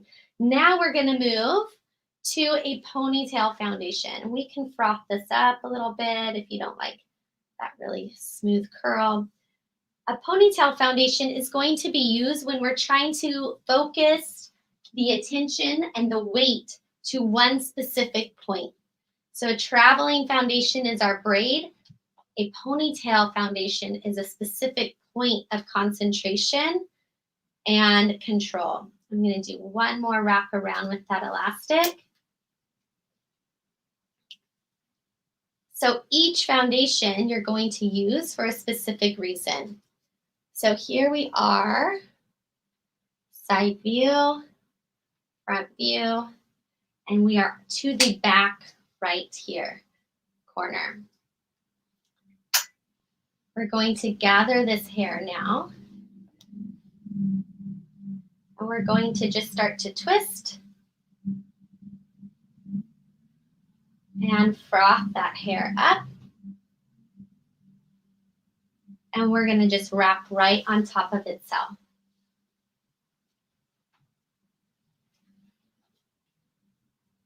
Where do we pin? Right into our foundation. So you can hear that slide right in on top of itself, creating this really beautiful softness, but a lot of security as well. So in our class of Elegance of Long Hair, you're going to learn all the different ways to prep the hair, how to choose the right version to prep the hair with, right tools, right sectioning, and then which foundations to use for which look you're trying to create. So there's our side view. And then before we take this out, we're going to hold that there. Get a little spray happening. Well, not on her forehead. And then just using our fingers. We love pivot points mannequins. This hair is so beautiful. And the thing I love most about pivot point is this beautiful necklace they come with that has this S8, what is it? SA800 code on it. And what that tells us is that this was ethically sourced and all the labor along the way, along the chain was fair practice and treated well. And so that's really important to us, the ethics behind how these mannequins are made and the hair is sourced. And so we love working with them. They're one of our favorite partners and they're always there for us. So we're always happy to be using their beautiful mannequins. We're so lucky. So just moving this hair, you can leave this hanging or you can decide you want to move this back. And where are we going to pin that hair into if we decide to move it back? You got it, into our foundation. So right down into that foundation. And you can hear that lock right in. So just a really beautiful way to organically move that hair across the head. And depending on what type of texture you want, you have more boho on this side, more glam on that side. Totally your choice. But we are here for you guys in your classes. We'd love to come into the salon and work with your hands as well and create all the solutions to any challenges that you're having.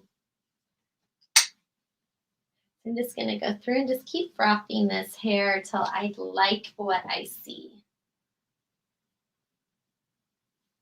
All right, where's my texture spray? Awesome. So talk to me about what are some ahas that you guys have had so far today.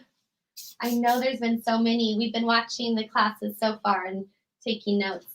I always learn something from our team. Grabbing these hairs with that bobby pin, just sliding those little ends. If you're trying to tuck those little ends away, just slide those ends into that bobby pin, twist that up, and slide it right up into that foundation. Yes, Beth, we love pivot point. Awesome. Check your silhouette too from afar, and I would just kind of pinch that in and slide one more pin in there. This is my stick. Hi, how you doing? Hi. I think you're doing great. I've learned a lot of stuff from you, getting tons of questions, a bunch of people saying stuff. Awesome. Yeah. People asking questions like, does this wave hold better on layer hair? Is it better for one length? Oh man, Carmen's talking about how she loves it. Thank you. She's like thanking us. The team is really giving you a lot of love. But is there anything you'd like to leave the team with? I want to hear your wrap up. I want to hear what you got finishing, like putting in your last details here. Oh, yeah. So my finishing comments are, learn to do something different. Step out of your comfort zone. We all have challenges behind the chair. We all have challenges every day. And nothing will change unless we take action and take those action steps to changing it. So that's going to feel weird. That's going to feel awkward doing something new and different. But for us to grow, for us to get better at what we're doing and what we love to do, we have to put ourselves in an uncomfortable position. And we're going to be here with you to hold your hands, to help you, to hug you, and hopefully share some really important information that can help you in your career behind the chair and every day with your clients. So check out more education on samvilla.com and keep watching all of our amazing artists today.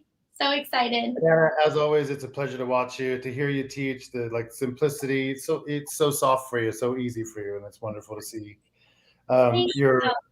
You said a thing in the very end there that you said the elegance of the hair is depending on the wave that determines its softness, its texture, its flow. And so to see it on two sides like that, I really love that idea. It's sort of like, it gives me hope because my class is also going to have like this side and that side sort of feeling so we can see different variations. I love that we did it by nature without talking about it at all. You got lots of comments about the helpfulness of the pinning and foundations. It seems to be, if I could say one word that would wrap up hairstyling for you, it's sitting on the foundation and knowing where that is. So that's really key for me. I thank you. This is my wonderful wizard wand of blessing that we're giving to you. We wish you all the blessings and success. She's so great. Check out Anna Peters, right? Or Anna's Hair Retreat, I believe is it, isn't it? Yep. Anna's _ Hair Retreat. Hair Retreat. There she is again. One more time for us. So go and follow her. Show some love to her. She's always posting. The team was saying they loved you in Orlando, so they'll see you again, hopefully. Yes. Up close and personal. And again, check out that Sam Villa link that has the red button. That'll give you your guidance. All right, we're going to carry on, and we thank you so much. Bless you. Thank you. Okay, so for the rest of the show, all right, we're going to be in this one room, and I am lucky enough to live with the person who is coming on next. She's a wonderful wizard of a woman. She's talking about razor cutting today, although she is a shogun with scissors, I will say. But in the meantime, we're talking here a little bit about all these mannequins. I wanted to show you two things that I prepped These are the exact same mannequin. And this is the woman of the hour, in case you're wondering. This is Lydia. She is a girl that has these ability to do these types of textures. Now, people will say they put a straight iron to that, truly, but just the very tips. I didn't flat iron the whole thing. That all that head is from just blow dry, except for the very end. This is entirely natural. You may be asking yourself, how in the world do they get Lydia to do that? Just this one was Weedad. Just added some Weedad to give it extra pump, and the curl comes in. Or if you just want it, forgive me, if you just want it somewhere in the middle, yes, this was bumped with a little bit of an iron, but that natural fabric that gets created on these happens on its own. Just a little bit of pressure with some product or some heat, and it turns into other kinds of shapes and forms. This is the Lydia. This is named after Sam's mother. It's the co-branded one that has his name on the back. We invite you to check them out, look at them, find them, flow with them. These were the ones that were most like real hair that I have found, seen, or cut on myself. And I have cut about 7,000 of these in my time, maybe more. Let's go with less. That's probably a little elaborate. I don't know how many I've actually cut, but without further ado, the woman of the hour who's coming to us now is going to teach you a great amount of things, and she's stepping in here. Look at that. I love that without having to like switch and go to camera 2. Right here. There she is, right here. Thank and I'm you. just going to get out of the way. Thank you. And she's going to dazzle you. I am absolutely positive. Awesome. Let's make this a little bigger too. Good morning, everyone. Or should I say Merry Christmas in July? Okay. So check out on our website. We got that 40% off going on because it's our Christmas in July deal. And there is a razor trio. This is all about razoring. I'm going to show you what we're going to be cutting here. So this little Lydia is a little bob. I couldn't decide. Do I want to do a shag or a bob? So I did both, right?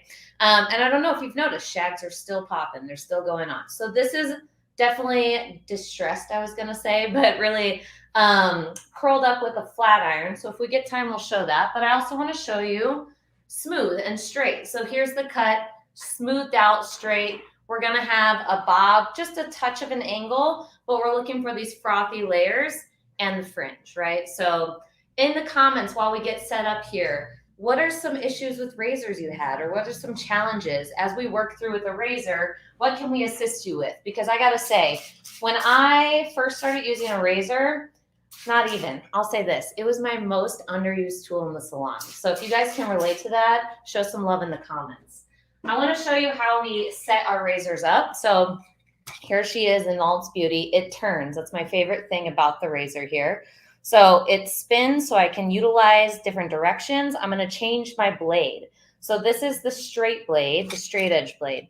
All we do is we're going to slide it so hands free, and I'm just going to pull down, push it in, and then I'm going to slide and get a brand new one. Don't miss it there. Slide and get a brand new one right there. Cool. So in those comments, let me know, what are some issues with razors? What can we help you with? I just want to show you the quick sectioning.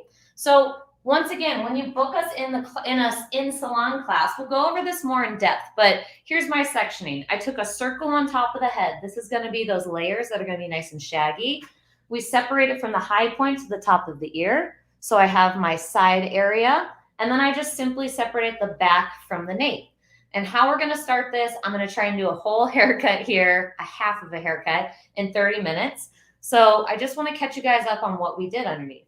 There's a little disconnection. I'm looking for this bob to kind of lean in just a little bit, because otherwise it sits really square. So I love the squareness on the side that we get, nice and blunt and square. Cut that with a razor, but notice that it is kind of caving in just a little bit there in the back. So it's not super fat in the back or saggy.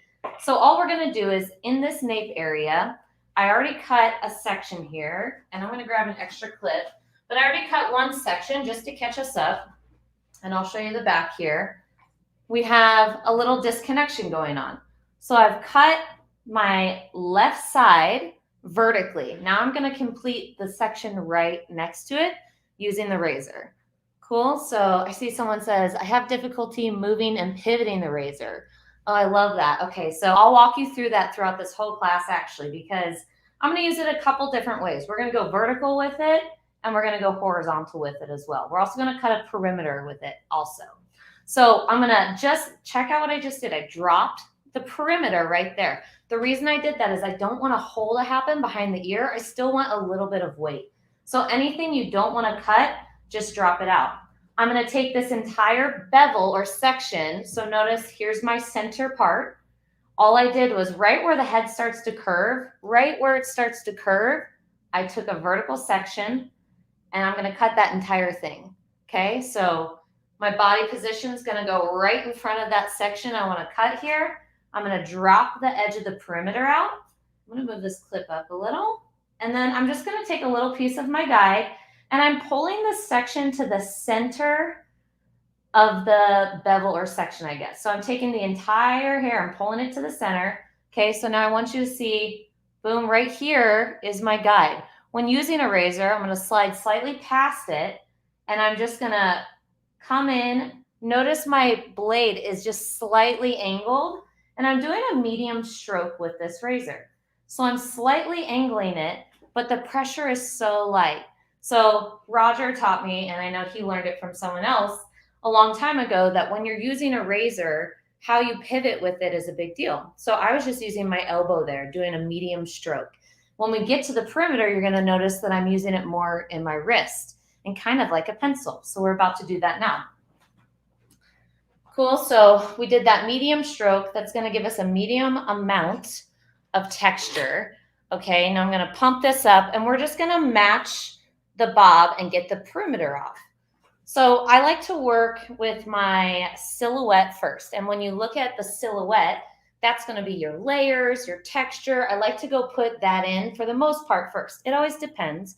If someone's doing a major cut, I do like to cut that length off sometimes for them first if I feel like they're not ready, right? So here we go. We're going to get that perimeter etched in. Now I'm going to flip this razor and I'm going to hold it like a pencil or a pen. So went from holding it through the loop to holding it like this. We're going to work with our wrist now, and it's going to be a short stroke. Okay, so we have our center part, and then right here where we took a section right at the round of the head there, I'm just going to work within that section. So I call these bevels. This is how I was trained within Redken. So right where that head has a change of direction, boom, I'm going to go right there. My finger position will be parallel. And here's my guideline. Now, I don't want you to stress over this because, of course, when you're cutting with a razor, it can be tricky to get a perfectly even section. Sometimes it'll push like that. I'm going to get the length off, then I'm going to go in and detail any long pieces that I see. That's one thing I love personally about a razor.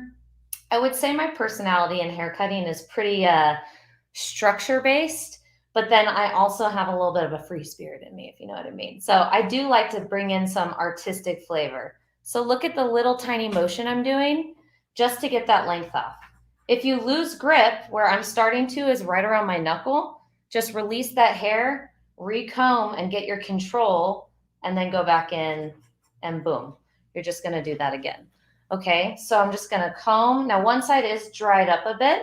And if you see any long pieces you want to get, I'm just going to go in and pinch with my fingers and etch. So I'm just going to pinch and just start to etch out some of those pieces. One thing I will say, now I feel like razors always have they get a bad rep, okay? They get a bad rep sometimes. And I do believe, this is my personal opinion, that sometimes it happens because we're not using a fresh blade or maybe we're not prepping the hair. I like to put a little bit of One United by Redken in it, or also an oil of some kind, something that's going to give me a little bit of slip to it, right? And I did spray that all over before I started as well. Okay, so now we just jumped to the back area of the section here. So when we're in the back area, we're going to, once again, right where the head rounds, we're going to take a vertical section right where it rounds. So if you're looking at the head shape, you put a comb and another comb or your hand, you could see, oh, okay, there's a corner that forms. Boom, that's right where that head rounds. And I'm just going to pop down a vertical section. This is so that it gives me predictability in the perimeter of my bob. You know, sometimes if you take a large section, what happens is we could cause a little bit of over direction that starts to happen, which can just give a more unpredictable result, right? I like predictability, also a little fun part of my personality there. Roger knows. Okay, so here it is down. So once again, I'm just gonna basically measure up and just connect the dots here of that perimeter. Now, I'm not going to stress out too much, because if I was doing a super blunt bob with scissors, maybe I would make sure I'm taking small sections, tiny partings, but I'm going to do this all in one section, and we're etching it in once again like a pencil. So the razor is going in vertically versus horizontally. Now, Ellen, could I go in horizontally? Absolutely. Here's why I personally just don't do it as often, is because sometimes if you don't have the right touch, in fact, let's just do one section like that. If you don't have the right touch, I can sometimes cause a little bit of a hole. It also cuts shorter pieces on the top, and it kind of bevels it under a little bit more. So when would I cut horizontally? Maybe you're doing a stacked bob. Maybe you want it really, really lean in that nape area. Because I want to kind of control my length a little bit more, I'm going to go vertical. But that's horizontal, and you can see it almost just goes a little shorter there because it cuts all those short to long pieces. So we're going to go in vertical. That's just for fun, so you guys can learn that. But this is just my preference, I would say. So you can use the razor at all different angles. That was Gina, I believe, that asked that question. So the capables versus, oh, good. You love the explanation of vertical versus horizontal. I love it. Thank you, Gina. That's awesome. Okay, so we're going to ignore this because you can see it went a little bit shorter. I'm going to go back to right where my guide is, and just forgive that section when it dries, okay? So we're going to go right back through. I'm going to take this whole section. My guide is going to be down here, but I'm just going to float over it. And once again, small etching. Small etching. I'm going to start turning this mannequin just to get closer here. I'm going to get a little bit closer. There we go. Comb it, control. Notice my finger position is within the round of the head. So there's a flat spot there, and I'm just cutting within it so I can get a predictable outcome. Here's my guide. I'm going to go in vertical and just work it. And when I'm doing this, look at how my pinky is actually stabilizing on my finger. So I'm actually, it's almost like if you've ever painted nails or seen someone get their nails painted, they hold on to the finger and they almost like anchor themselves as they paint. Same thing. We're going to anchor our pinky as we're doing this. And that's just going to help me have a little bit more control and ensure that I'm just using my wrist. I'm not going crazy. It's such a light touch. Here, I'm going to go through and just get my grip here nice and taut. It's a very light touch. And I think when using the razor, it's important to know that you don't have to be super aggressive with it. These blades are really sharp. If you feel like the blade is not sharp anymore, what I would do is change the blade rather than put more pressure on it. Cool. So you would just change the blade right there. All right. Now, instead of jumping to the layers right now, I'm going to just finish off this perimeter. And this is a personal opinion of mine. I like to always, for some reason, put just a subtle angle on my bobs. I'm not sure why. That's just why I like it. I always give the option to my guests behind the chair, and I ask their permission. Like, do you want an extremely square bob where it's completely one length, or do you want to give a little bit of roundness around the chin and soften it? And why do you think I do that? Because it does. It softens around the chin. So it's just a microscopic little angle. As you can see on this side, you can barely tell, but it just kind of swings forward, and that's why I like it. Okay, so all I'm going to do for that, once I comb down, is I'm just going to shift my finger angle just a touch right there. So I'm not going to over direct. I'm going to keep the hair exactly where it lives, and I am going to subdivide this section because it's a little bit thicker. The hair is wet. I'm actually going to spray just a little bit more One United in this for control. Sometimes when you're cutting hair in general, if you keep spraying it with water every time, you're just going to take the product out that you just put in. So just layer in a little bit more product right there. Okay, so finger position is now within that section. Glad you love the description. That's awesome. And coming in hot. If you guys have any questions, feel free to ask. Okay, here's my guide. I'm always going to slide slightly past it. I'm still holding my razor like a pencil. And I'm just going to come through, anchor, and I'm just going to lean this forward just a touch. Just a touch. Coming in from the back to front. So I'm always working back to front when I'm coming in forward, especially with a little angle. Because like Teresa said earlier, that short hair helps push the long hair. and I kind of want it to come forward. Okay, and then after this, we're gonna jump to our fringe area and do a little bit of a shaggy fringe. I'm curious, are you guys still seeing a lot of shags trending in your area? Bobs, I still see everyone loves a blunt bob. Everyone loves a blunt bob. So I am like, how can we make it a little bit different? What if we make it blunt on the bottom, but we still give that shaggy fringe to it, that looseness? You know, what they always say, like mullets are business in the front, party in the back. I'd say like, this is kind of like, you know, business and party also, because you get all the shagginess, but also a little bit of structure, which I would say, you know, that's a little bit like me, a little bit, little free spirited, but also a little type A sometimes. It's cool. Okay, let me just spray these down a little bit, and then we're gonna lower our mannequin. So just get the fringe nice and damp here, and I'll wipe her face off. Okay, so now we're gonna get into that shaggy fringe. I'm gonna just, sorry, Lydia, let me get that off. All right, and I'm gonna lower my mannequin here so I can be in a comfortable position. You know, our whole company is about ergonomics, and we really wanna take care of our body as we cut hair. So use that chair to your ability behind the chair. Pump it up and down, make it heart level, you know? That's where it's gonna be the most comfortable for us to cut. And as we've all been praising Pivot Point, shout out to Pivot Point, because I only cut on Pivot Point mannequins. I have tried, you know, in the past, maybe when I couldn't afford one, a different brand, and like it just didn't do it for me. It wasn't the same. I get a predictable end result every time I have these mannequins. They're our favorite. Also, they're tripods. So I love their tripods. We both use them. I'm pretty sure I've had the same one for like 10 years, and it's doing good. I'm gonna get a new one soon, but it's still there. So, okay, right here in front, I'm gonna come to the center front, and I'm just gonna connect my guideline right here, just so I have a little piece. You can see my guide. I'm gonna cut this diagonally just to give a little roundness, but then I'm gonna go through and add texture as well. So I'm gonna start a little bit longer, holding my razor vertically. Okay, and now I'm just gonna take my entire section, and I'm just gonna over direct. Okay, another hot tip, when I'm combing with my razor at the same time, I'm holding the blade in my hand. I've done this on a mannequin where I've actually combed and cut a piece, so never on a human, amen.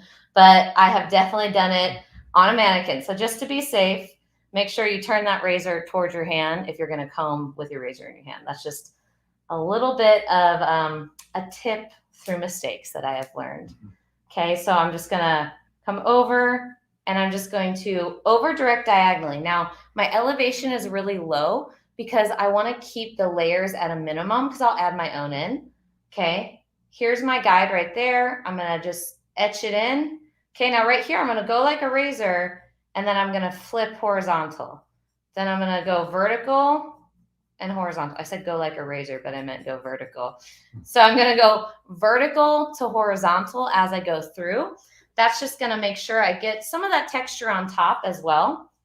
Okay, and just like that, you're gonna get a nice little curtain fringe. Super simple. What I am gonna do is add a little bit more texture within the fringe area right here. And how I like to do that is basically just slice my fringe area in half. And honestly, I like to do this when it's almost dry, but for time purposes, I'm gonna show you wet. So basically, I'll cut the foundations. Hearing Anna talk about foundations was awesome because I think of hair cutting foundationally as well. So I'm going to go in the middle here. Let me catch you up. I'm going to go right in the center and just kind of etch out very softly with the toe of my razor, the very tip, and just get a couple little pieces in. And they're just going to cut a little bit of texture. So I'm taking some pieces out, but it's just going to give definition. So back to saying about foundation, Anna talks about foundation. I do foundational cutting, I always say.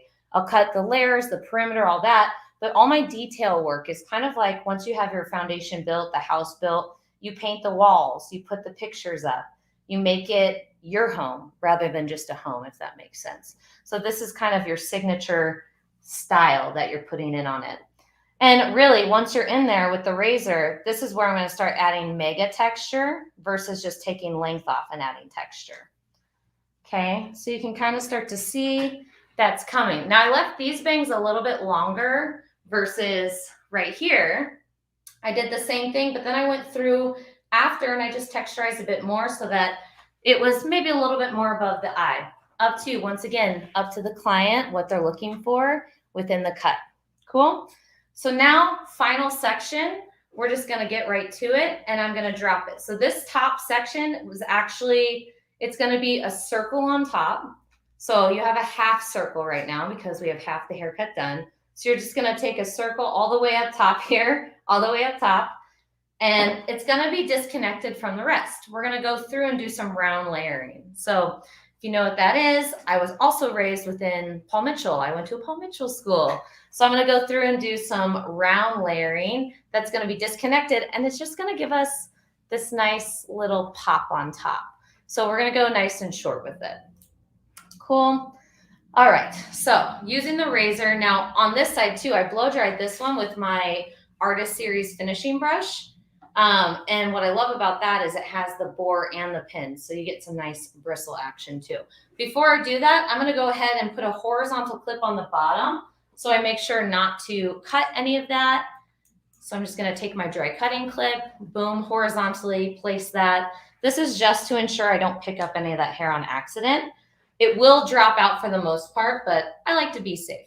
Okay, so now we're gonna go in, and I'm just gonna take a vertical parting from the high point of the head to the top of the ear, because you can't see the ear right now, but I'm just gonna place that in, right so, and this is just for control, so I know where I'm at on the head and what's going on. If you guys are feeling good, show some love in the comments. Any questions you have, please ask. If you have any questions too, what's so great is our affiliate program that we have going on. If you have tools that you love, you're already using, maybe it's to a guest behind the chair, you're going to share your code. Maybe it's to another hairdresser that wants a good pair of scissors or a razor. You can go through, sign up for our affiliate program. And what that's going to do is you're going to get a 20% commission on everything you sell. So I love that because, you know, we are hairdressers. That's how we make money, is commission a lot of the time. So we want you to love our brand as much as we do and share the love. And in fact, I actually just shared it with a client that was in the other day. We used, you know, the texture iron because she was looking for more volume in the crown. And yes, we could cut short layers all day, but some hair just needs heat, you know? So she went on, I gave her my code. It's LND10, so she gets that 10%. There's also Christmas in July, so she's getting a big discount. But I just shared with her, whenever you're ready, here's what you're gonna buy. We went to the website, here's my code, and I actually get a commission off that. So it's pretty cool. So if you're interested, it is samvilla.com/affiliates that you can check that out. Okay, so catch you up. We have basically quadrants right here. We have our front quadrant and back quadrant. All I did was take a center, or I subdivided it, I should say, in two. So it's almost like little pizza slices or pie slices on the head. So there's one triangle and here's two. And I'm lowering this because I'm going to be up a little bit higher. And I'm just going to elevate. And I already have my guide from the opposite side here. So you can determine where you want to cut that guide right here. Boom. And then I'm just going to place my comb in my pocket. And I'm going to scoop this hair out. Now I'm using my elbow a little bit more because I'm using more texture. And I am cutting short to long, but I want to make sure it's not too long as I go down. So I still have a lot of length happening in the back. Okay. So I'm taking that whole section and doing that. If someone has thicker hair, maybe I'll just keep this subdivided as I work through. But if someone has finer hair, I can take more sections. While I'm in the back here, I'm going to show you how I texturize this as well. I'm just going to go through just like the front, and I'm just going to pop my razor in. And boom, just take out some little bit of texture, making it look more like a blade of grass, meaning it's going to be fatter on the base and then thinner towards the end. Cool. All right, doing good. And then we're just going to jump to our next section here. Let me add a little texture, just like so. All right, almost done. Couple less. I am using a cutting lotion, Melissa. I had one United I sprayed on before I started. And that's why I was saying, if you want to add a little more and need more slip, boom, this is a great cutting lotion. You can also use like an oil if you're looking for that. It's going to give a nice slip to your guide. And I do prefer to, you can use a razor dry if you'd like. I prefer to do it on a little bit damp hair, personal preference right there. Okay, Here we are. I'm just going to elevate, and I'm just elevating it slightly diagonally out right here. Okay, so it's not straight up. It's just scooping out to the side here. So it's about 45 degrees above that horizontal 90-degree line. Notice my razor is just slightly pivoting at an angle. It's not completely horizontal, flat like this. I'm just turning it. So I just have it slightly pivoted. And then we'll just finish up here. And I know Roger's going to be coming in and sharing soon what he's working on, which is what? Layering? We're going to do layering first. Second. Oh, second. Okay, so he's going to come in and do that too. But here's our next one right here. My guide right there. I'm going to place it between the tip of my finger. I'm going to scoop out, and now I'm using my elbow or shoulder, depending on how much texture you want. So you want mega texture, you're going to lift it with your elbow. You want a little bit, it's going to hinge from your shoulder, not your elbow. If you want a medium amount of texture, it's going to hinge from your elbow. And then from your wrist is a more blunt line, a small amount of texture. And that is what we did on the perimeter because we wanted it to look a little bit blunter. All right, so now on the front, I'm just following the round of the head. Last section, I'm just going to pull it forward because this hair, how I have it styled, is it's just going to pull forward from the round of the head. Okay, I'm going to make sure I got my texture in here before I move on. You can choose to add your texture after you cut your silhouette, which is your layers. But I kind of like to do it as I flow through the haircut so that I don't miss the section I'm working on. All right, last one. Once again, my razor's facing the ceiling and just going to cut. Just like that. I'm going to take my clips out. All right, pump it up. There's one long piece that apparently I did not cut, so we're going to get that right here. And instead of just cutting it down, I'm just going to go through and texturize. Okay, so if you want to add more texture in this, all I would suggest doing is maybe pulling it straight out, pop that razor in the center, and just start to flow in and create that texture. So super simple cut. What I love about using the razor is it's fast, it's quick, you're getting your texture, and someone said groovy baby. I love it. You're getting the texture at the same time as cutting that perimeter, so you don't have to do both. So super simple. Once again, this is that straight side, boom, and then we also have the curly side, or sorry, the curly mannequin. This is just waved, and this is just waved with the sleeker iron. So definitely good. How are we doing on time? Yeah? We are just getting a little bit more texture here. And honestly, we have different blades too. So this is the straight blade. It's the gray one. We also have the texturizing blades. And so those are going to be the white and black ones. They're more spaced out. When you use them, especially horizontally, you're getting mega amounts of texture. More, think of like more basically using like a texturizing chunking shear, kind of like our 14-tooth point cutting shears. Those have a lot of texture in there. So definitely want to check those out as well during our 40% off sale this past month. But if you guys learned something, type it in the comments. I'm so happy you guys are loving the technique. Lots of love from Allie. I love it. Carolyn, thank you. You know what? And she said maybe more, or you wish more clients would let me use the razor. Ease them into it. That would be what I'd say. Like, show them that you're putting the new razor blade in, ease them into it by just maybe texturizing with a razor to start.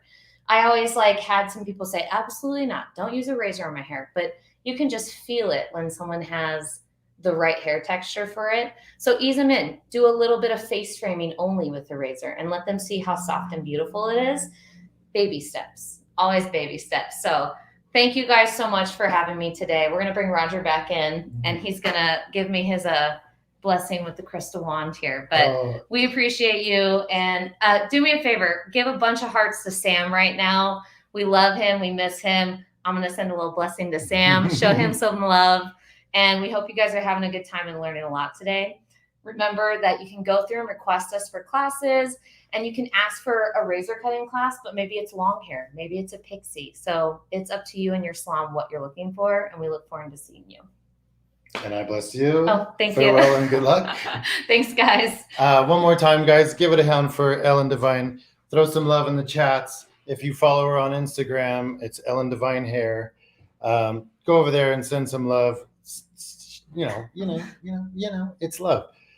We are so excited to be here with you guys now. It's been a great day. And if you're just joining us, we've had a few educators that came in here and I think knocked it out of the park. So kind of digging Sam hearts. Oh, I got Sam hearts. I see you, Debbie. I got a lot of hair on my toes here. I'm like, goodbye. Just kidding. Well, that was fun. Felt like throwing a little hair. We've had a great day of education so far. First, Teresa came in and kicked it off. Teresa Romero, our artistic director.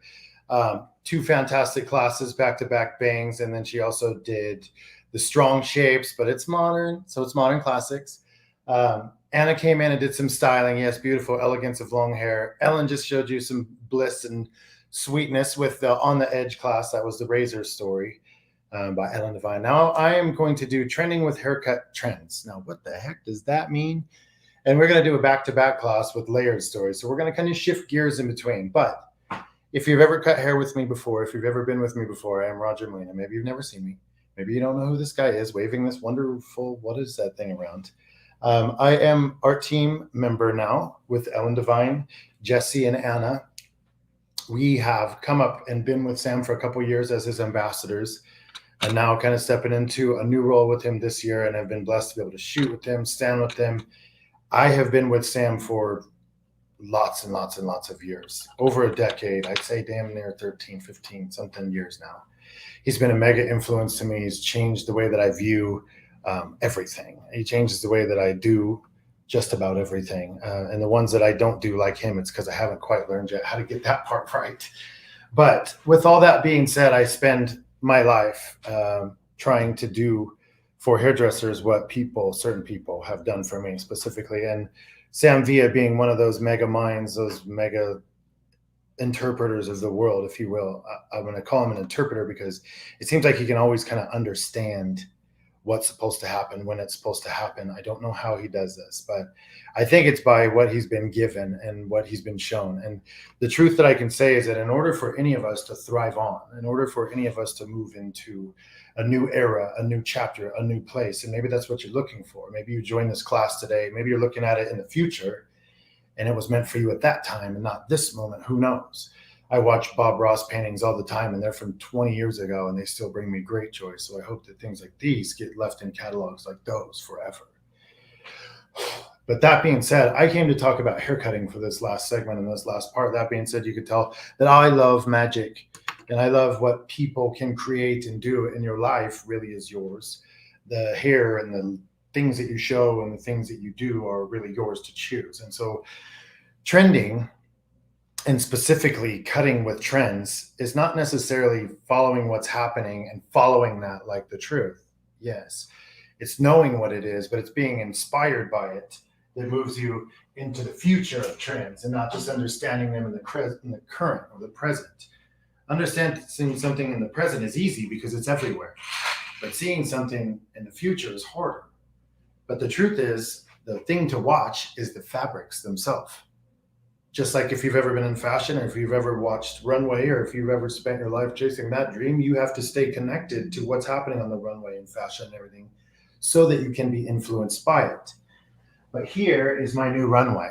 Now that I get to focus on hair behind the chair again and have my life back behind the chair at Lunatic Fringe, my new runway is just following these and following these, following sometimes these. And when I say these, I'm talking about the hairs themselves.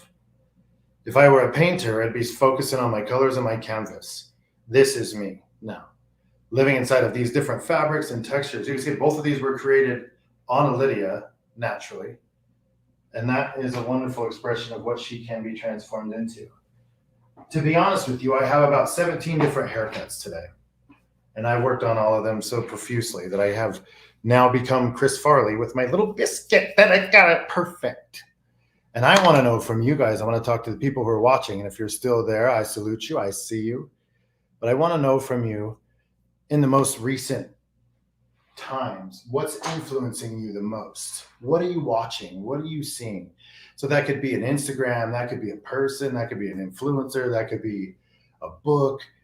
throw me some love, show me something. Let me know that you guys are still here. I want to talk to you while we're talking. And we're coming like into the final finale of the education. And I feel like 4th of July just happened. And I spent my whole day watching explosions and fireworks and everything. But just like you, just like me, just like everyone, I think, what you're waiting for is the grand finale because you want to see exactly what's going to happen. I'm not saying that you've been waiting for me this whole time. But the reality is that at the end of the fireworks show, that's where all the big explosions go off. So you kind of just go from here to here to here to here. And that's perfectly okay. That's what I want to focus on today. I want to focus on some of the ideas that I've just recently acquired and just move right along. Because if it's not like a good, clean, clear vision, I don't really want to talk that much about it for a long time. So what I'm going to talk to you about is transitioning in this first one. Trending with trends is following bangs. They chose a haircut or so ago to start these bangs. And you can agree with me that they're a little unruly at the moment, right? They need a little management. Or do they? Are the bangs okay? Is it the hair just behind it causing the riot? So sometimes you make a little shift, you put a fringe on them and they walk away. 8 weeks, 6 weeks, 4 weeks, however they roll, they come back later. And then this hair and this hair are now competing. How do you make them paint like together without interrupting each other? Or maybe she's not really super ready to go hard. She wants to keep all these lengths, right? The trend is rolling with them and changing the little subtle details on the form, as Teresa said. You just now I'm going to work my way up. We started at the fringe. That's our beginning. Our next one, the Exodus, Leviticus, would come from here. I would drop just a tiny touch from the top. And keep those lengths down here each time that you're not using them. Put them down so she can see that she still has them, if that's your girl or person. Pull out and look at your underlying length. Boop. Let me see if I can accurately zoom in on this without destroying all things. This might get weird. Oh, bless you. That's a little tight. Oh, wonderful. So I have now that zoomed in, you have just the hair coming from the center, and then you have the long hair above. I need to see this, but don't necessarily follow that like it's the truth. It's just the beginning or the ending of your length. It can be anywhere in here will work. I'm going to come from underneath. My scissor is going to completely close. Notice I'm slightly elevated above the horizontal. The horizontal builds weight. Graduation down below. And if I go slightly above, I get a slight lift of weight, but I don't want to go to the moon because it will. So I just kind of go to the horizon. Cut inside your hands.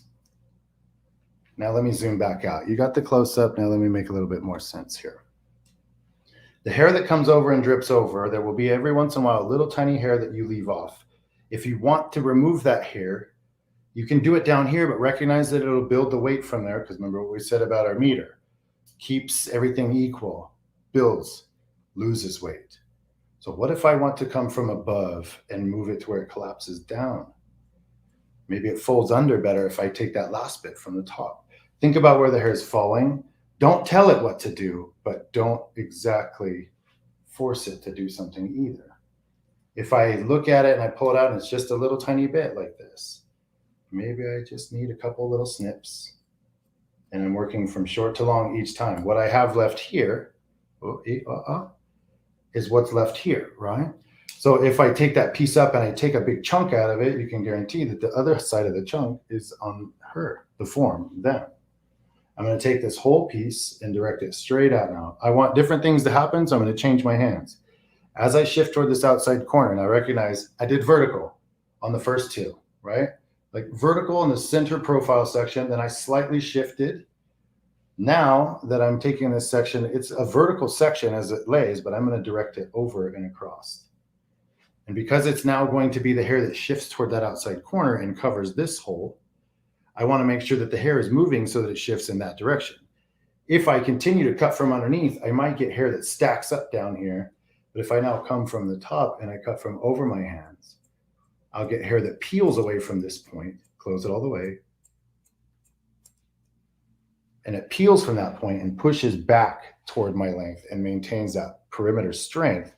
Because I cut from the outside, if I was Ellen and I was cutting with the razor here, I would peel it to where it peeled back from there. But if I had this section and I picked it up and I was Ellen and I cut from underneath with the razor, I would have little indifferences of length and holes in here. Maybe that's what I'm looking for. Sometimes, like Anna said, boho is kind of coming and put in pieces every which way because you get all the texture. If she's really prescribed this long hair and I want to convince her to take slow steps into change, I did the fringe last time and I just do this little halo this time. That's all. Move on, right? Maybe I do my perimeter lengths, I do my little bits and touches down here. And if you're wondering what that looks like, because you haven't seen it just yet, I have a perfectly wonderful silhouette and I'm not going to touch it. If I were to do anything to these lengths, I'm going to take them all down into natural fall, natural flow. You can't see me grabbing it. It's fine. That's the hair that I pick up. Right? When I grab and pick that hair up, there's a few bits here and there that I got to get, but that is all. And most of the time, if she is really prescribed to the length, you got to kind of walk that around to her and say, I'm going to get those ones that turn. And like, what are you talking about?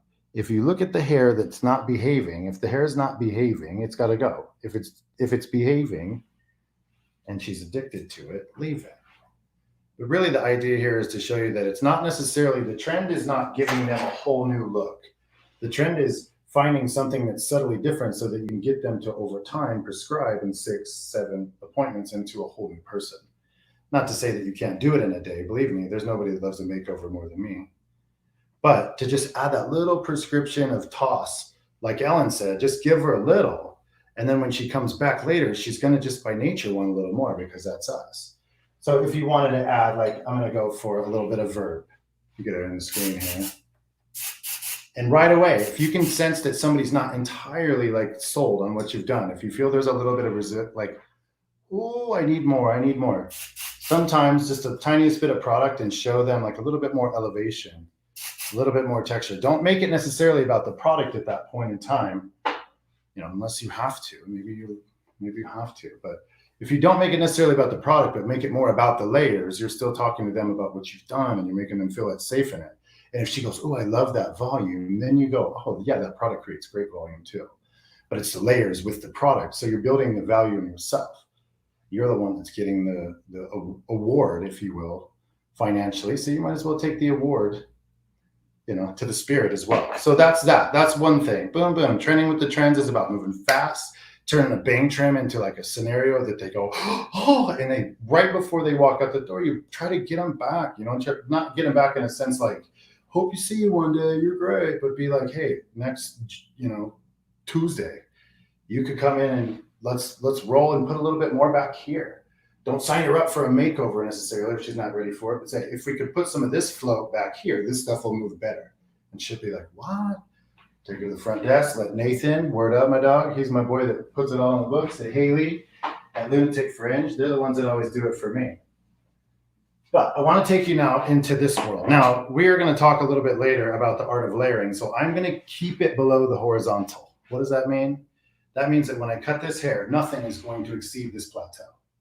This up into the airdom gives me air up there, but I want the heavy weight that comes over and shows and goes flat, like a boom, square, here and here. I've done some on the front because, this is a short, like meat and potatoes kind of section. So I did this side over here that you can see sort of opens up, and I want the face to be revealed a little bit. This is dope. This is fresh. If they're a singer in a rock band and they don't ever have to look anybody in the eye, they can slash it their whole life. He slashes Guns N' Roses. If they never have to make eye contact, leave it long, leave it strong, let them be. Who cares? Like if they're a de-gaffer, let them stay. But if they're a kind of person that needs to maybe make eye contact with the world. You guys know as well as I do that when I'm back here, you see me. Yes, you understand. You hear me. But when I get all the way up in your business and you stare right into me, you notice all the little details of my face. They say that the eyes are what? It's the windows to the soul, right? So if I get close to someone, I cannot escape their grasp. This is why this is the definition of the communication of the modern language here. If I look down, you don't know nothing about me. You can't see me. But when I take my eyes and put them on you, you feel almost like, oh, I got to get further away. But with your guests, always submitting yourself to the level of their eye. If I'm coming in and I'm talking to somebody and I don't know them at all, and I feel like she don't trust me, and sometimes in worlds where I do have curls, I'm lucky, but sometimes you get a guest that just doesn't trust you. Pump them all the way up. Get their chair to the moon. She's up here, if that's what it takes. Hopefully your chair will make it that high. Mine makes it to about right there on my body. And my salon at Lunatic in Park City. Cha-ching. When I sit down here and I put myself in a stool or a chair, sometimes I lean up against the wall and I kind of like kick back. And I put myself to where my eyes are just slightly below them. Sam taught me this. They will feel like they sort of have your vulnerability. I've put myself below them. If I'm standing behind them and I'm looking at them in the mirror, I have dominance. I'm stronger, I'm bigger, I have the reflection. They're seeing me in reverse. So if I take myself and put it not in the mirror, but in their eyes, look them directly in the eye and make contact with them, I'll see what she needs, what she wants, who she is. And that's really important. I'm getting deep here. So for the world to understand this, for the world to see this person, better to be revealed than disclosed for one that you want the world to know. Okay? So for this world, I'm going to just take some of these bits and I'm going to move them out of the way, and I'm going to start with the pieces that I really love. And I'll find the features that I really love on each. Take a little bit of silhouette. Don't force a straight line. It's not going to work anyways. Just as you hold the hair above, up, let the hair out that you want to kind of tickle a little bit. And I'm going to take a no bend clip. It's got rubber bands on it so it won't chink or dink the hair. Those are real words. And I put it back and out of the way. Don't tumble and twist it and roll it in the ball and discourage it. Just take it and lay it flat back. The base is still like, elevated. So it might get a little bit more volume. I like that. If I didn't want it to, keep it closer to its origin. But I can just take and peel these pieces away. Now, let me try to zoom in here a little. God, the texture of this thing is just magnificent. This is not a Lydia, as you know, but Janet has the most amazing, original, real texture you can imagine. So I'm going to cut from the back to the front, meaning hair comes from here, that's the back, that's the root, and it goes to the tip, that's the front. And I'm going to close that scissor all the way, all the way, all the way. In a former life, I used to, on these curls, sometimes open and close the scissor as I work down, not discrediting or discouraging. But when I cut the other day, went to a hands-on here in Salt Lake City, Utah with the Lunatic Fringe team to Jacob Kahn and Ben White. And there was one little subtlety that they were both doing that I had not been doing my entire career. And it was this.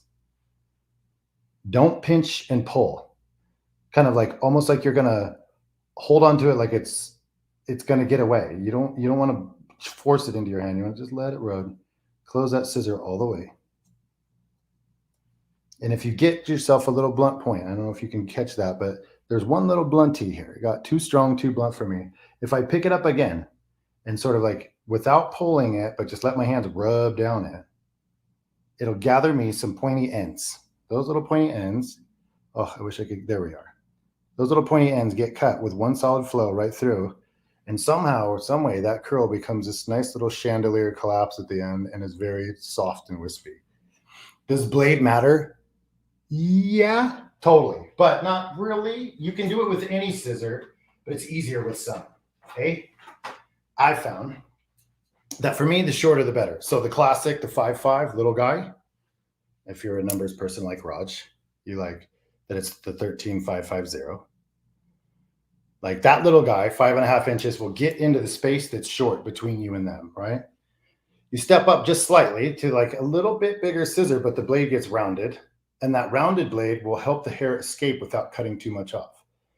So while you're doing this in the first place, if you feel like, oh, the first couple were like, ooh, it was hard to get a soft result, a rounded blade makes the difference. So the slicing shear, or if you're the numbers guy like me, the 10401, can you get it? You got it? There it is.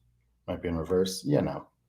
10401 is the slicing shear. And I use it a lot of the times open and closing to collapse a lot of weight. If I need to take a lot of weight out, maybe it's more underneath and I want to like just remove bulk, you can open and close that scissor just as well.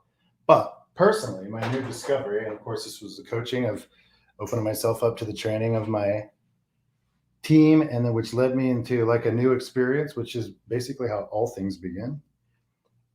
Another thing that I picked up was when I'm getting into working lengths, if we're used to cutting layers, and let me see if I can find a better way to depict this. If we're used to cutting layers, we're used to taking a section and taking the whole section, and then we cut that whole section and blend and connect and point cut or whatever we're going to do. With curl and with natural fabric, which is the trend of the future, it's really about letting those pieces find their way out on their own without having to pull them out of the pile. If I have to grab and separate them, this is what happens. Watch, I'll make a mistake on where is my hair? There it is. If I have to grab and separate them, they literally just tangle and deploy, and now they're crazy, right? Where that side's nice and collected and smooth, I have chaos over here because I took those ends and I pulled them apart. If you need to separate something for some reason, you grab the base and you pull them apart.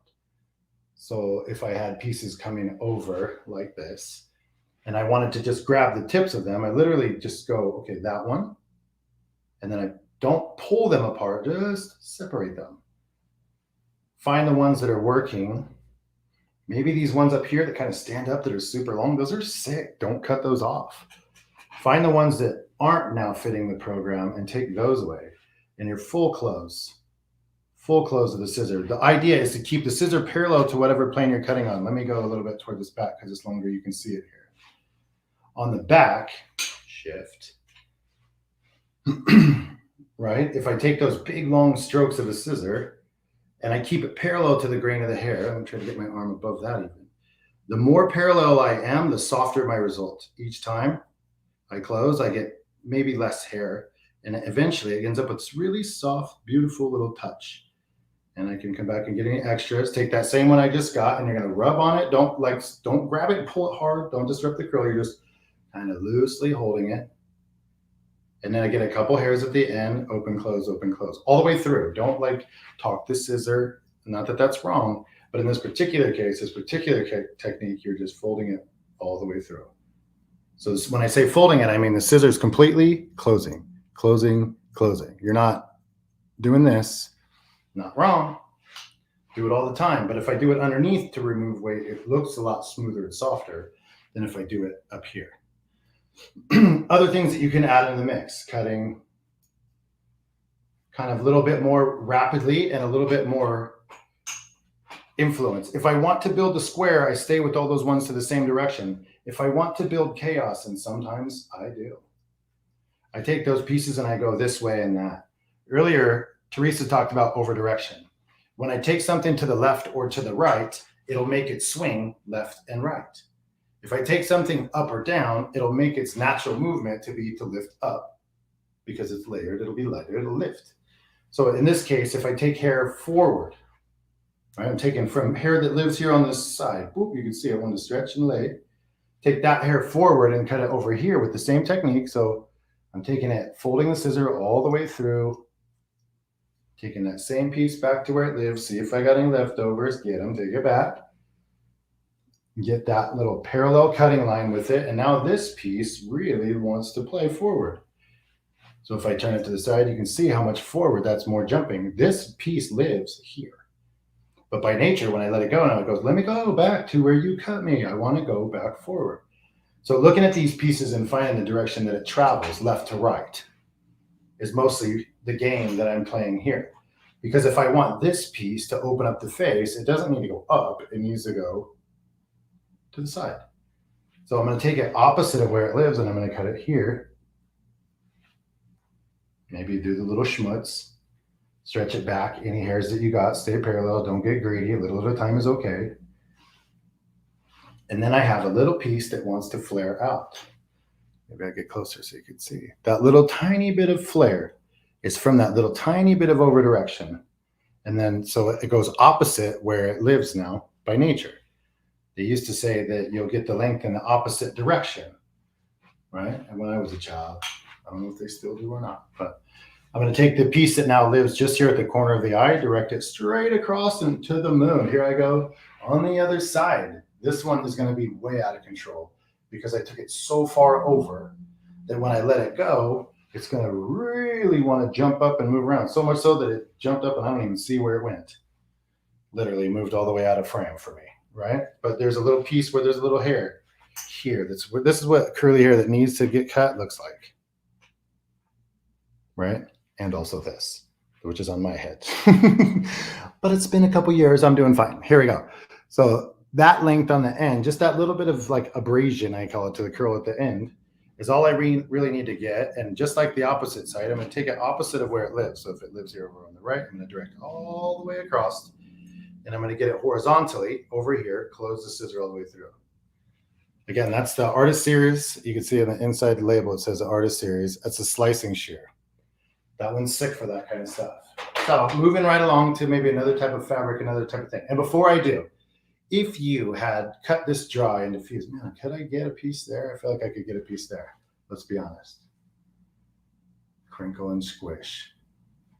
Maybe I need something to crinkle and squish. Couple different ways to go. If you need moisture, One United gives it to you. Keep it off the eyes, the face, the makeup. It's got moisture in it, if you know what I mean. It's going to do a great thing to hair like mine, hair like this. It gives it the kind of quench that it needs, and it'll help you get the ends back together in a flow. So you can kind of schmutz and schmutz and schmutz. I like to kind of grab and pull back with these bangs. And sometimes when you do that, you'll reveal underneath a little bit of that same kind of frizz that you want to protect. So I'm going to, while I got it pulled back, then I'm going to schmutz. So you pull back and schmutz. This is to gonna round this out more, understand that it'll round it out more, but that's okay. If I want it to go square, I just pull it to square. I can pull those pieces straight out to the side. I can schmutz and wriggle and mess up. If I'm being honest, and when I need to like create real volume in my hair, I got to do it like this. Meow. And get all the way upside down. I want to pull some of those curls back into place that I pulled out of place that I cut. Again, I'm not coming in here cutting off everything. This is not to try to show you a full haircut in 1 minute. It's really to try to give you snaps of some haircutting details, get you inspired, motivated. But now that I got just the tiniest touch of water, I put a little tiny touch of the One United on it too to get the moisture in it. And then my personal dog that I like for this is the Colton King Tonic, because it's going to build a little bit of fabric to this end. So I'm going to spray from a distance, organic ingredients, fully like responsible and aware company that creates stuff that's good for your body, good for like your neuro health, organic ingredients, like almost entirely, most of them, I believe, almost all of them. But Genius G moves. Let that product sort of settle in and then scrunch. When I say settle in, like imagine you had sprayed water onto a paper towel. Right when you first spray it, it goes, psh, and then it seeps into the paper towel and it moves to the side and it grabs everything that's in its nature and pulls it to itself. Water, it's the universal solvent. Let it seep in. Then I can start to gather these little pretty little arranged curls again. And yes, she's upside down, right? When this is happening in real life. I make them stand up, come around the back side of the chair, get a hold of the station so they don't fall, flip down, if I think she needs that support. Then I scrunch and push those things back in together. And I might even, while she's here, if I want to add texture, if I want to add volume, I might add a little bit of texture, a little bit of spray to the bottom side of the section. That's from Verb. It's the salt texture. It's going to give it texture, right? I'll scrunch and scrunch and scrunch. And then let them do the big flip, the big whip. And make sure she's really close to a mirror when she does the big whip. You want her to like flip back, look at it and go, ooh, yes. Just a little bit of flow, and mostly that flow happens left to right. It's because I picked them up and moved them around. I got a little bit of reveal to the eye. She's not ready to say hello to the world just yet, but at least now she's got a pathway to see them. So we're going to keep some of those lengths, keep some of those pieces. I think you understand the story that we're working with there. And that's really the kind of the global context of trend, is that it's always shifting, it's always changing, it's always moving. I'm going to check back in with some of these comments now and sort of drip out of hairdresser mode and come back into host mode. I hope you guys are doing well. Hi. This is where we normally pop back in and be like, hello, my name is Roger Molina, hair from San Diego. Oh, wait, Salt Lake City, not San Diego anymore. I saw a killer question here. Nancy Becker, Othman, said, are those blades really rounded? Yes, truly. If you are comparing a blade that's more just like straight line blade, and people will say different words about what they mean and who cares. One of them's rounded and one of them's straight. A straight blade tends to cut a little bit more accurately. A rounded blade tends to push hair a little bit more. So if you have a rounded blade, Nance, can I call you Nance? If you have a more rounded blade, it will just push the hair out of the way as it cuts it. Sometimes blades that are a little bit more straight can grab things as they're going by and will make more of a statement. Let me just see if I can get weird here. I totally cut my finger off on TV. If I take this section and I cut it, fold it all the way through with a straight blade, I can still get the same result. It's not that it doesn't do it. Of course it does it. If it's soft here, it's soft here. We're fine. But when I have a rounded blade in it, sometimes with that rounded blade, I'll make the same incision twice, 3, 4, 5, 6, 7, 8, 9 times before I actually cut the same amount of hair. So for the person who is just looking to get it done quickly, sharply, you're a G, you've been swinging scissors for 20 years and you know how to get down, the straight blade is going to serve both purposes, in my opinion, to you. If you're someone that needs a little bit more passes to make sure that you get it right, like if you go in, shoot, pull one pump and hit it, knock it in the corner pocket, get at it. But if it takes you a few times to get it just perfect, then this one's more forgiving. So although I be to call it an artist series, it's one of our more pro blades as far as like quality of metals and things go. It's a more longer lasting scissor. There's more blade to it, so there's more to sharpen, things like that. There's all these different assets. If you could see my scissor kit, you'd freak out because there's about 50 in there. And everybody always asks me the same question. What do you think that is? Do you need all of those? And I go, absolutely not. I love having every one of them because the difference is I can do whatever I want, whenever I want. And if I'm really good at that technique, I'll grab the one that I can get fast. And sometimes I'm not super confident in that technique and I need to go a little slower. So that's when my slicing blade comes in for things like this on hair like mine. And also not just on mine, but on straight hair, you know? So Bell, awesome job. Definitely learn. I see you, Boo. Thank you very much. I really appreciate you guys. I'm going to just roll right into the last segment. We got one more thing that we're going to teach and talk about, and I hope that you guys are still with us and having a great time. If you're just joining us, if you're watching us later in life, my name is Roger Molina. I work at the Lunatic Fringe here in Salt Lake City, but I am an ArTeam member for Sam Villa, and I've been around and working with Sam for over a decade, I think 13 years or something like that. And I'm trying right now to decide what to cut. I have a couple things that I've been brought out for you guys to show you. And we're going to talk more about layering now. And I'm going to work into, instead of like that full curl texture, I'm going to work on some of this light, loose, kind of more like in between natural texture. This is the texture of the Lydia, right? And we are talking today a lot about tools, and you notice that because we are promoting something that's happening this month for us. And the reason why we timed it this way is because we can offer you guys 40% off in tools for the whole month of July. So the site-wide sale, which there you go, at samvilla.com, has all of these things up there for you for the entire month of July.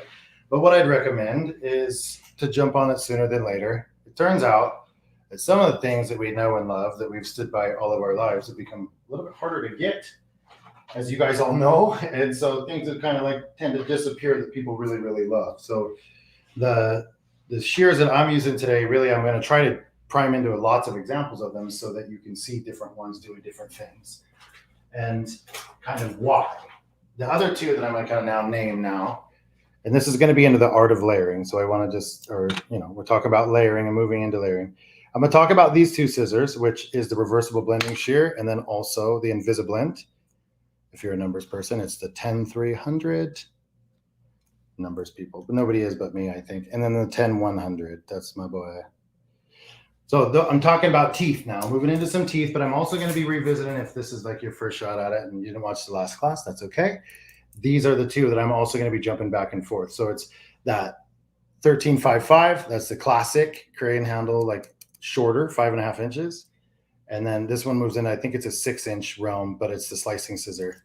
And it's that rounded blade. As we just disclosed, we're going to now further revise and give some more details. So if you're still watching, if you're still here all the way through and true to the end, I salute you. You're a G. Thank you for staying. That last class, we talked about like cutting hair to get it to move a lot left to right. So it was more about trending with trends and staying low in elevations, a lot of low in elevations, a lot of low in elevation. You get weight, you get fullness, you get strength with low elevations. As you move up with your elevation or layering, you encounter a whole kind of different realm, a world of possibility And I'm going to do that here and there at the top of his head. First, though, we're going to work on a fringe, because the fringe itself is going to be the kind of platform in which we work off of here. I'm looking for these natural curls, and I'm trying to decide by nature which one it lives in. Now, here you go. The nature of her, them, and the way that their hair moves and plays is your only governing ethos. Ethos means like the ethic, the thing in which you do what you do. So if I see a part, or she tells you that there's a little thing right here that flicks over to the side every time, these are the most important things to notice.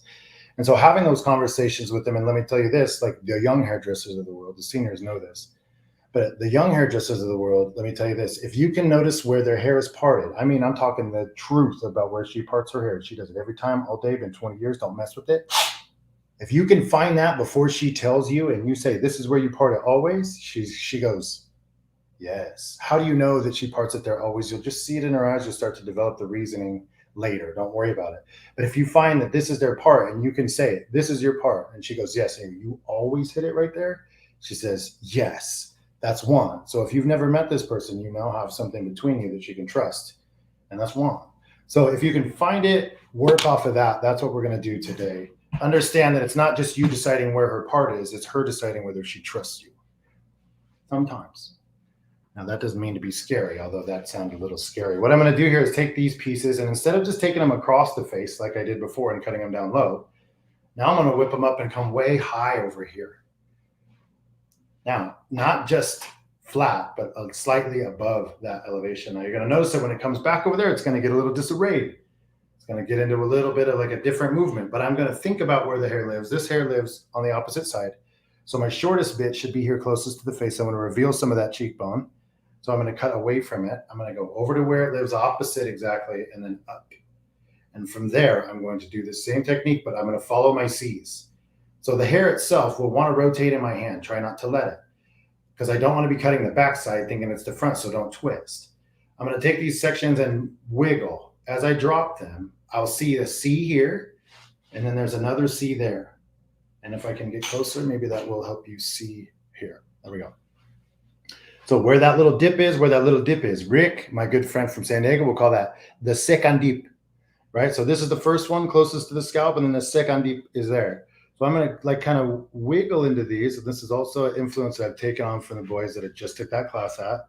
And I ain't got no shame. I'll claim it was Jacob and Ben. They gave me the shoot. And this little like into the curl is possible. You can sort of remove here, wiggle. Into the curl, wiggle. You can see that the scoop of that rounded blade, just by nature, kind of dips and wiggles with it. And it doesn't get too aggressive. I can keep shaking that hair away if I want. I think by now I have a lot of hair removed from this, and I want to see how she's doing. I'm going to take it back, take her up a little bit so you can see how she's doing. And as I drag it over here, now that piece, that single piece that I just cut, has gotten quite lighter than the one right next to it, but they're still the same length. Are you with me? So the trend is not necessarily getting this hair any shorter. She's not into that. The hair with this is mostly about getting it to move a little lighter. So when hair gets, and it's so hard to see with all these other curls around, let me let you see it. That little end, that little tail is so much wispier and lighter than it is the one right beside it. The one right beside it doesn't have any of that weight removed, and they end up just feeling more floppy. So if your curl is flopping, you don't necessarily want to shorten it. You just want to pick it up. A lot of people think that if I take this and I make it short to there, then it's going to move better. You ain't got nothing left on me. That's just flat hair from then on out. So on hair like this, I don't want to shorten it. I want to pick it up. So I'm going to pick it up and move it across the top, go across the other side, and then cut into those C's. If I put it down, it's still too heavy. Come back and get some more. I'm just peeling away little portions. Tim Cowan, one of my original OG teachers, said to me, you get paid for the hair you leave on, not the hair you cut off. Eh? So the hair I left on there is the most vital. It's long. It's super loose. Now it's moving like a little angel baby. That's what I'm looking for. So taking those pieces on accurately would mean that I have to take one from the opposite side, which is just now here on the left. And I'm going to take that piece across and over and up. So cut the one here on the front right. Now I'm going to take the one here from the front left. I'm going to look at my neighbor here, and I ended up with some shorter bits that popped out. From me taking that curl, I now have a little tiny bit of face frame here that's about 1 inch or 2 longer than the chin. You see it? Yeah, there it is. Wonderful. So I'm going to take that as my reference. That should be the beginning of my second little scoop, but the curls aren't always created the same. So I take it over to look at how long that has to be, at least that long. This is my finger length tip that I'm holding right here. And then this is what I have. So that's what I have to remove, is just that little bit. Now, does it need to be that exact length? No, because the curl right behind it is still long. It's just little pieces that are that long mixed in. This little shuddy. So I'm not getting them all. I'm now looking for the C's. I'm trying to find the flow of those curls. There it is. There it is. Each time, maybe you don't see that, but each time I'm removing, I don't know, 20, 30 hairs. That one was more. I got a bigger chunk out of it, but it's still soft. You can still see the softness in it because I'm using a scissor that has a rounded blade. Had I had a straight blade there, I might have got more visible contact with that and then ended up with more visible texture. Also, here's something I just did that I'm going to call myself out on because nobody cares. When I brought it back around to this side, by nature, I'm right-handed, so I brought the scissor to the front of the section and cut from the front. Okay? On the other side, I came from the back, and I cut from the back. So what I will end up with, if I cut from the front here, when I'm directing it across from where it lives on the left, took it to the right, I'm now cutting the interior, the inside of that one little bit, so it's going to be shorter on the back section. And by nature, this one will probably push up and lift up, push back towards the face more. Doesn't really matter, but just understand it. One, by nature, will peel away because I took it across and cut the back of the section so it throws forward to natural. On this one, the left side, I picked it up and took it across the face, and instead of cutting from the back, maintaining that short to long structure, meaning cutting the back of the section makes it longer towards the front, instead I put my scissor on this side and I cut shortness towards the face, which means that there'll be shortness in between the long point and the fringe and there, and by nature, it will lift up a little bit more. Want to push towards the face, want to throw towards the face. That girl we were talking about earlier, or boy, or wherever we were, that has all the hair hanging down in the eyes, this one makes it to where they can hide behind their curls more. If you can understand that about them, they'll trust you more. Neither one of them's right. So you're going to take this bit now as your guide, and take some of these fellows that are just to the side of it. Don't go down deep. We're not taking a whole huge section. We're working on the curls that have formed by nature. Learn to follow. Don't force to lead. Take that section. The one underneath will drop out. That's my guide length. That's my short bit. That's my long bit. Those are my two little whoop whoops. And I'm going to cut parallel to the grain of the hair again, going back and forth between whoop whoops. Jiggle it. That's shake and jiggle at the same time. Jiggle it. And then you end up just removing touches of hair, but leaving much, much more hair, right? Each time you do it, you just end up with this little lighter piece. If you find maybe the one I just cut is a little too heavy, maybe on this side, because of that little difference of parting, we have a little, like what I call a myrtle part. It's not really the middle. It's just myrtle part slightly off to the side. There's less hair over here and more hair over here. So what I'm going to do then is actually think that mistake I made was part of the flow, and I'm going to take that second section and also cut inside my hands towards the face so that the shortest bits will also be on the inside of that section. I guess, though, that what I'll end up happening is a little bit of madness. Hallelujah. Sometimes I love that madness, right? That's that Robbie Smith madness. All you old folks will be like, oh, I love Robbie. And everybody else will be like, who's Robert Smith? And you'll look it up right now on Google. It's Robert, R-O-B-E-R-T Smith. And he also sang for one of your favorite bands that you don't know yet because you haven't listened to them yet, apparently. But we're going to take some cure bangs, right? Maybe we pulled this stuff in the front and we cut a bunch, and now it's all like, all it wants to do is hide. Take me away from the side. Take me away from everyone. I want to move some of these away and reopen the face. So I can do it in a bunch of different ways.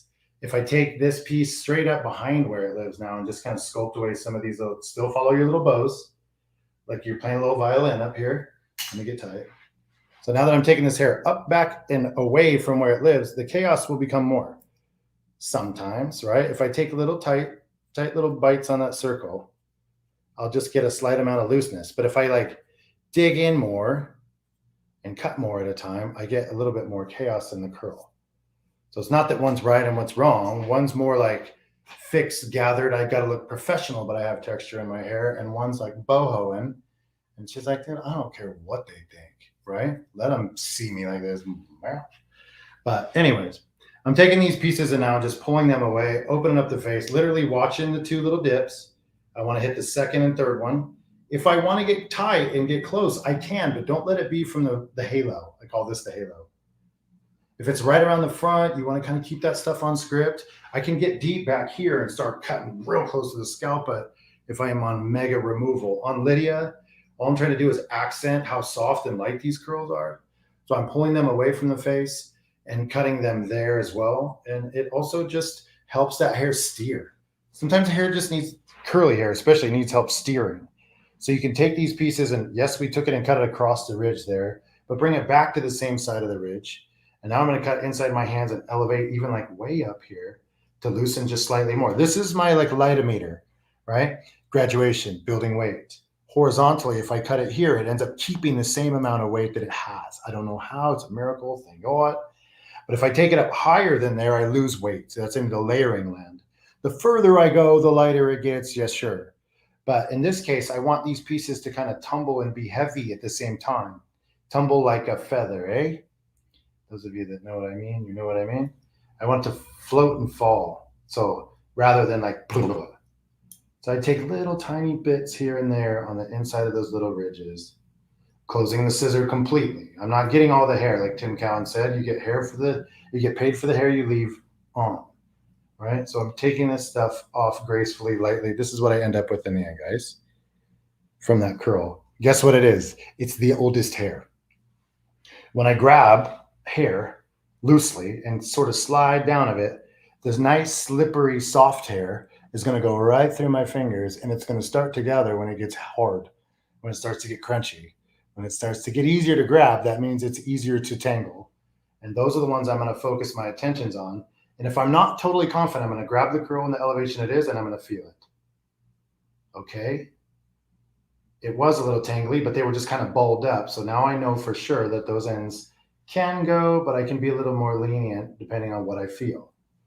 Find those two little ridges, the last two bends, the last two curls, and you're going to work on those. When they get cut, shiggle it. Yes, yes. That one's going to live forever. Shiggle. It's a shake jiggle. And now watch me come from underneath. I'm getting further back away from the face. Now I'm working on the hair in the depths. It is like just behind the fringe area. So I'm going to like get a little bit more hair cut than last time, but it's still basically nothing. Each curl gets about that amount. And then I'm going to work my way through curl after curl and expose as much as I want or conceal as much as I want, depending on who they are. And then as I get towards the ends and you're like, okay, great. I got all these different ends of tendrils, but how do I bring them all as one? And the answer is simple. Put down the comb. Don't touch it again. Thank you, Jacob Kahn. Jacob Kahn, shave my life. Shave my life with that. I kept finding myself wanting to grab my damn comb. All I want to do is get my comb, get everything in line. But instead, I just kind of grabbed and slid my fingers down the lengths until I could see the ends and touch them there and look and see if there was anything left over. And I sort of compare my lengths at the ends by taking my fingers and pulling them together. I scissor them together. Don't pull them apart. Pull them together and look at them here and just get the ones that are left over and follow the flow of your perimeter length. If it's a diagonal back, if it's square, follow the flow and you're making sisters, not twins, right? Always get them at similar lengths, but you want them to be dissimilar in length. How can I show that perfectly? I'm following that diagonal line back, but I have shorts and longs, peaks and valleys, ends to the curl and ends to the show. Both at the same exact time. Somebody said, this is genius. Tara Duddy, Duty. Not Duddy. Tara Duddy, I think that you're a genius. We made it all the way through the show, all the way to the very end. If Tara, have you been on here since the beginning? I salute you. If you just joined us, I salute you. all the people who came along, who asked questions, who said anything, who chimed in, who just watched. If you're just catching a segment, I just want to say thank you to you guys. And before we leave you, before we get out of here, there's a couple things that we just want to conclude. One more time, Sam Villa wasn't able to join us today because of a loss in his family. And so I would love to, if you would honor me with your just 10 more seconds of your life, to all of us kind of come together at one time and focus on him and focus on the wellness of his family, focus on the well-being of himself, his soul, his spirit, physically, mentally, emotionally, capably. We know that he can stand among giants and still be tall. But sometimes when you're at your weakest force, you find your family coming together in a way that you didn't anticipate, expect, but you can't do without anymore. And I ask that you just come with me at this time to wish that for him, for this wellness. You can focus on any of those elements you want for like 5 seconds. Let's go 7 seconds, Sam? And just focus in on him and what he is and where he is and what he's doing and how much you love him in 7 seconds, starting now.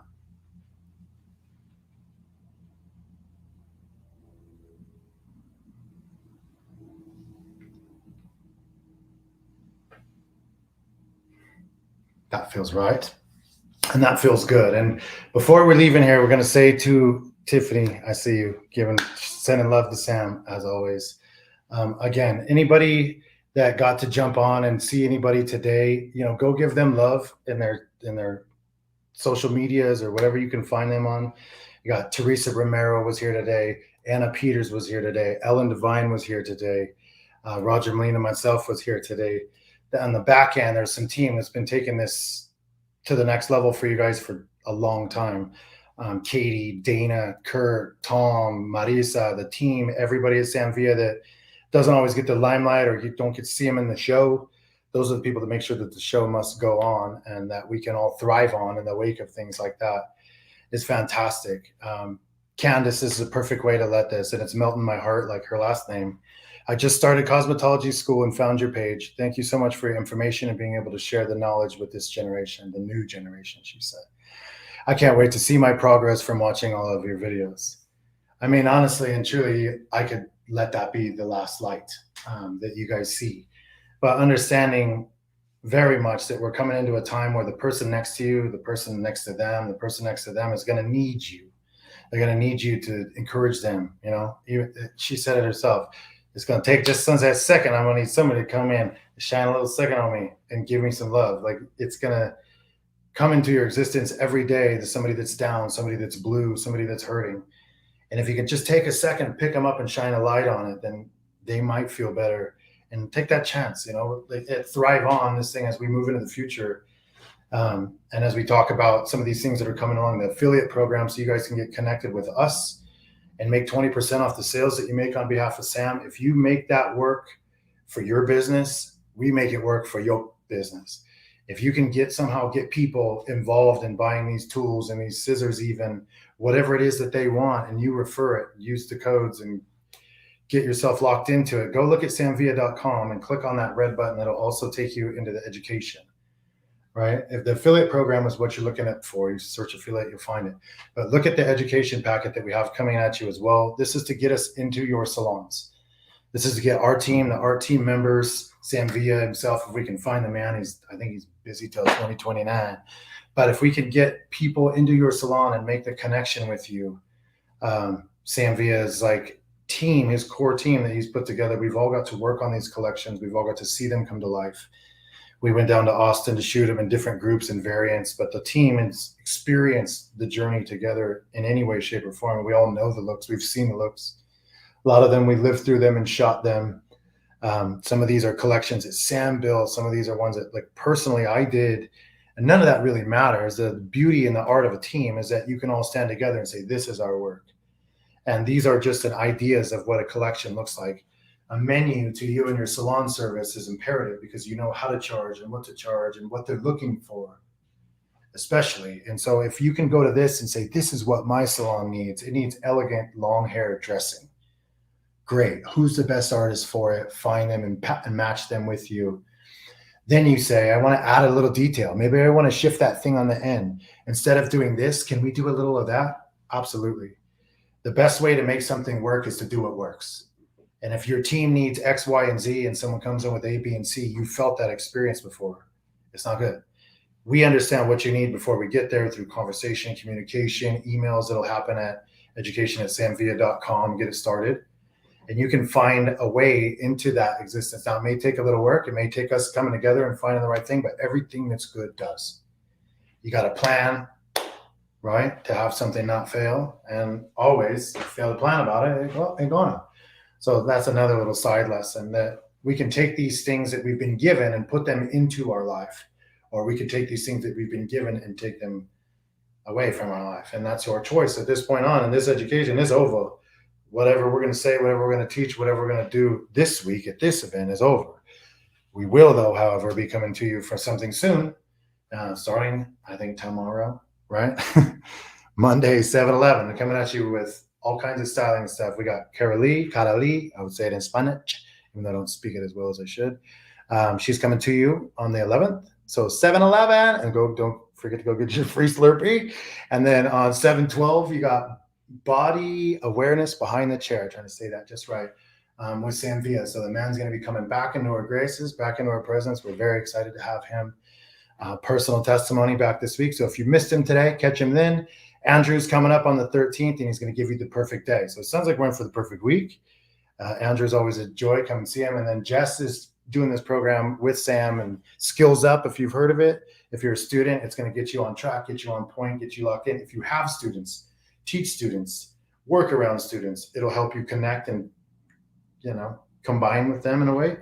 And so we encourage you to come in and check it out, see what's going on with us this week. Last but definitely not least, this 40% off sale is going on through the rest of the month. We got you on a hype of a bunch of scissors and tools today. I did scissor talk all day. Everybody talked about things. We got the single waiver coming August 1st. And one last time, if we can give, oh yeah, look at that deep wave for hair. It's coming August 1st. That thing is sick. If you're like, what's he talking about? What'd he do? Flip back to Anna's segment. You'll see it. And also in Teresa's. The Lydia mannequins, the last thing we talk about is our partnership with Pivot Point. We're giving one shout out to Lydia again, because it again was named after Sam's mama. And that's who we're celebrating this week, is going to be home. And so we got this big, beautiful mannequin out here in partnership. It's co-branded. It says Sam Villa Education on the back. But if you're thinking about getting your team, if you're thinking about getting locked in on some hands-on cutting so that you get them to feel real hair that happens in the real world, this mannequin feels real like every human I've ever known. So that's the Lydia. And thank you again, Pivot Point, for providing those for us as a squad, so we can provide this to you as a squad. And I believe that's the end of our time together. I couldn't be more grateful. I couldn't be more happy. Adrian Sandoval, there he is, my man, the boy. Great team member. My boy, thank you, Roger. I love that. Thank you, Susan. And everybody that watched, everybody that's been involved. One more shout out to Sam Villa, the man himself. I hope I did you proud, my friend. And wishing you all the blessings of the love, not just to Sam, but to the world. Be well, be protected, be inspired, and be yourself. Bye.